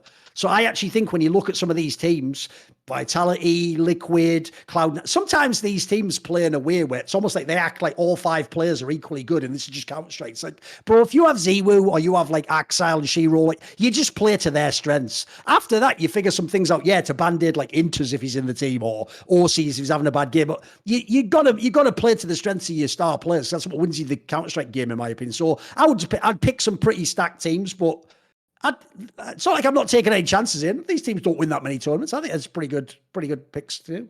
Do you have someone you want to work with? No, I have to punt on this question because I don't really have anything that like I would want to do for a CS team at this point in time. It's just that simple. I really don't. So, Blaz, as GM of VG, you are tasked with building the most evil CS lineup you can. Who are the most evil players you would pick for each role out of the current pro scene? The problem is when he said current pro scene, that makes it harder because active pros is tough. Like, for example, to tie into an earlier topic, I would have immediately come out the gate with like Senya, Jonta. Already got some pretty evil people, right? But if he means in the modern then I would have thrown Stewie in there too, you know, just to stir things up a little bit, you know, maybe make him the IGL. What else? Where else can we go on this one? I want Vintage Simple before the old school, the one nicking all the knives and saying all the old one shit, using you know the gamer word and all that. Like I want that Simple on the team. Maybe bring in that Indian player Forsaken who cheated on LAN. Have him in the mix. There you go. And then as a sub, we would have Emilio. If we're gonna go down that path, you know, we'll have Emilio, the first VAC ban on a pro match. The first one. We'll go with that. And who, by the way, if people don't know, I don't know if you saw this, but it wasn't even that long ago, dude. Something like 3 or 4 years ago, that guy popped up again and was talking shit on Twitter. And I remember being like, bro, you were literally banned on stream for cheating. And he was trying to do that thing. Because this is the worst thing about the modern day and the internet. Because the internet isn't in person. People can just do that thing. I always say it's like when you're a little kid. You know, when you're like 6 years old and people like to play that game. But in our days, it was obviously called Cowboys and Indians. Or in England, it was Cops and Robbers, because obviously we don't have the Wild West angle, right? When you play Cops and Robbers, Sammy, you know the premises. Little kids is an excuse to pretend to shoot each other, right? But if you ever meet the kid you go bang, bang, and he goes, ha, you missed. You just stop playing with him immediately, because it's like, what would be the point? Like, he's never going to let me win. That's what people are like when they try and shit talk online. Like, they'll just be taking the L all day, and they'll be like, I'm winning. I'm living rent-free in your mind. And you're like, but this is embarrassing, dude. Like, you're just taking L's all over the place. You know? But in their minds. No, they do in their mind. They're winning. Like, I'm the one trying thing here. It's like, I don't know about that. I don't know about that, bro. Let's see. 23 Extreme, with a growing list of talent in the region, what would your CIS super team look like today? If we can take anyone, that's quite interesting, because here's the craziest thing, technically, Semmler. Technically, right now, you would actually, for real, I would take Monacy instead of Simple.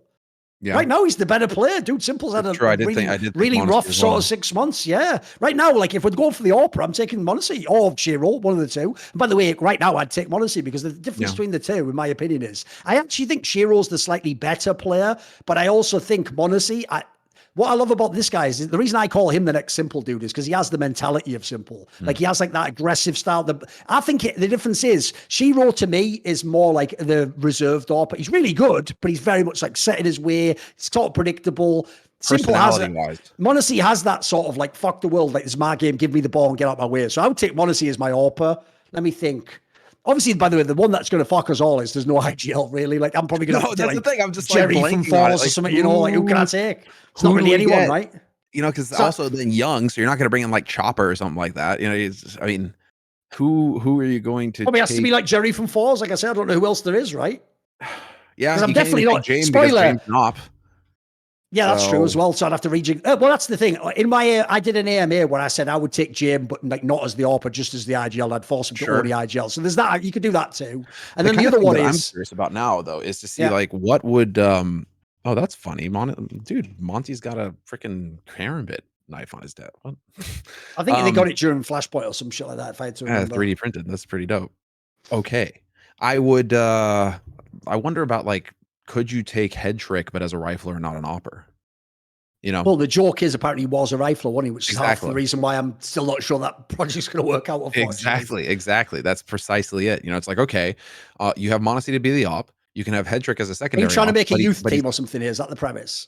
That's what I'm trying to do. Like trying to go like, what's the next generation of superstars CIS talent, right? So like I'm trying to lean into that a little bit. And so Monacy for the AWP. I mean, there's a lot of young talent. Trick, rifler, but you know, secondary AWP if you need it in a pinch. But then, you know, going from there in terms of like support or something like that, I wouldn't know where to go. I wouldn't know where to start. I mean, I'd have to look at the exact roles, but it'd probably be someone like Kick It, like some old player. The problem is obviously the support's going to be the worst, just like IGL for young players, isn't it? Like they're not going to be good at those roles. So the good thing is, though, the amount of stars. Like if people don't know, on the rifle part of this list could go like 10 names deep. Like first of all, we've got the Navi guys, we've got Bit, we've got Electronic, but I might not even take them, dude. We've got Axile, who's fucking unbelievable. You've got fucking Patsy from Spirit's pretty good.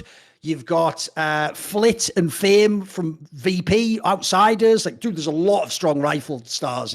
That's the other thing. This shows how strong the Russian contingent of like rising talents is, because you could make about 4 or 5 of these all-star teams. It'd be pretty sick.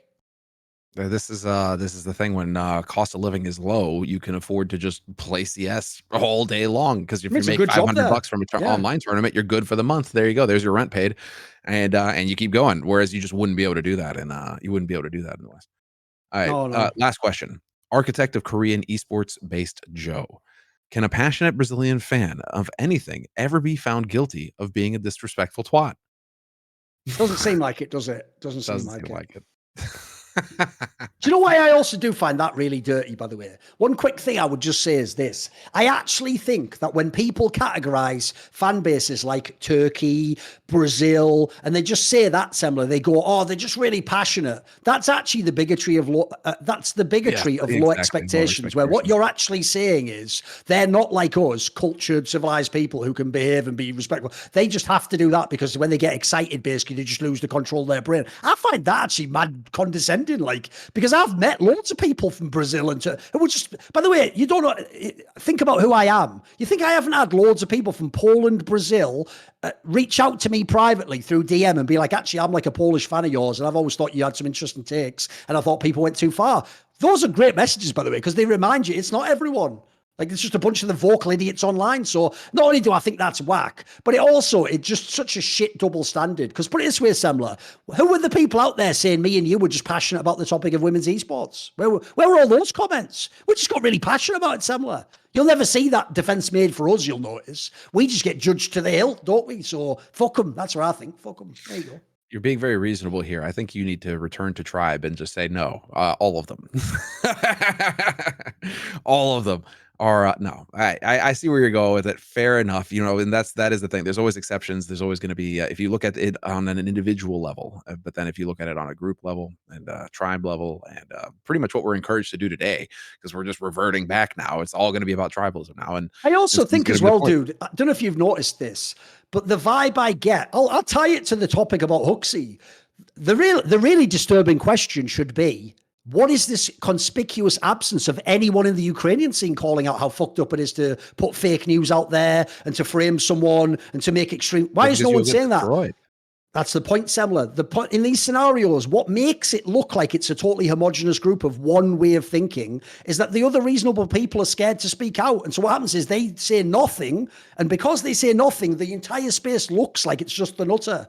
Whereas it isn't, like, because I've heard it's the same with the fan base, by the way. Yeah, if anyone ever tries to defend, like me, for example, and say something reasonable, then the person just says, the joke is they say all the same things they'd say to the Westerner. They tell them, like, you've just like internalized it all, or you just follow the colonizer. They do the same shame tactics on their guy as they do on you, in a way, you know. Mm-hmm.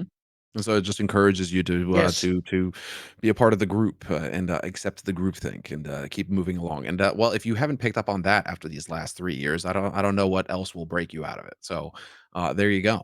But I think we'll go ahead and call it there in terms of a show. The cutoff will be questions that were put in March 5th and onwards, and we will get to those questions. We're just gonna start seeding you in as we go throughout, and we'll eventually get caught up with you guys. But yeah, thanks everybody for all of these great questions. Truly terrific to see, and thank you very much for all of the support as well. Everybody, who's signing up to support on the Discord, we really appreciate it. It helps the show. And well, thank you, Duncan, for another show, dude. It's good to be back, and we will be back. Well, yes, we will be back next week. EPL playoffs are going to be kicking off, so it's going to be I think it'll probably be in 2 weeks, but we'll see. Yeah, we might be back in 2 weeks because of the EPL playoffs. So we'll keep that in mind, everybody. But again, thank you very much for the support, and well, it's good to be back. We'll see you next time. Chris is still in the picture. Oh, still very much in the round. Oh, Chris, he found 3. It's down to a 2-on-2. Chris, can he close this with an ace? Oh my God! Gives him a chance at least, and this CZ kill could be everything. Finally, Zeus, he does something. Looking for a second, he connects in. Oh, and he gets a third as well. Surely he's not going to pull this off. Oh, Caldera, the man, the myth, the beast. No help really, but he's still hitting shots. He's already got 3.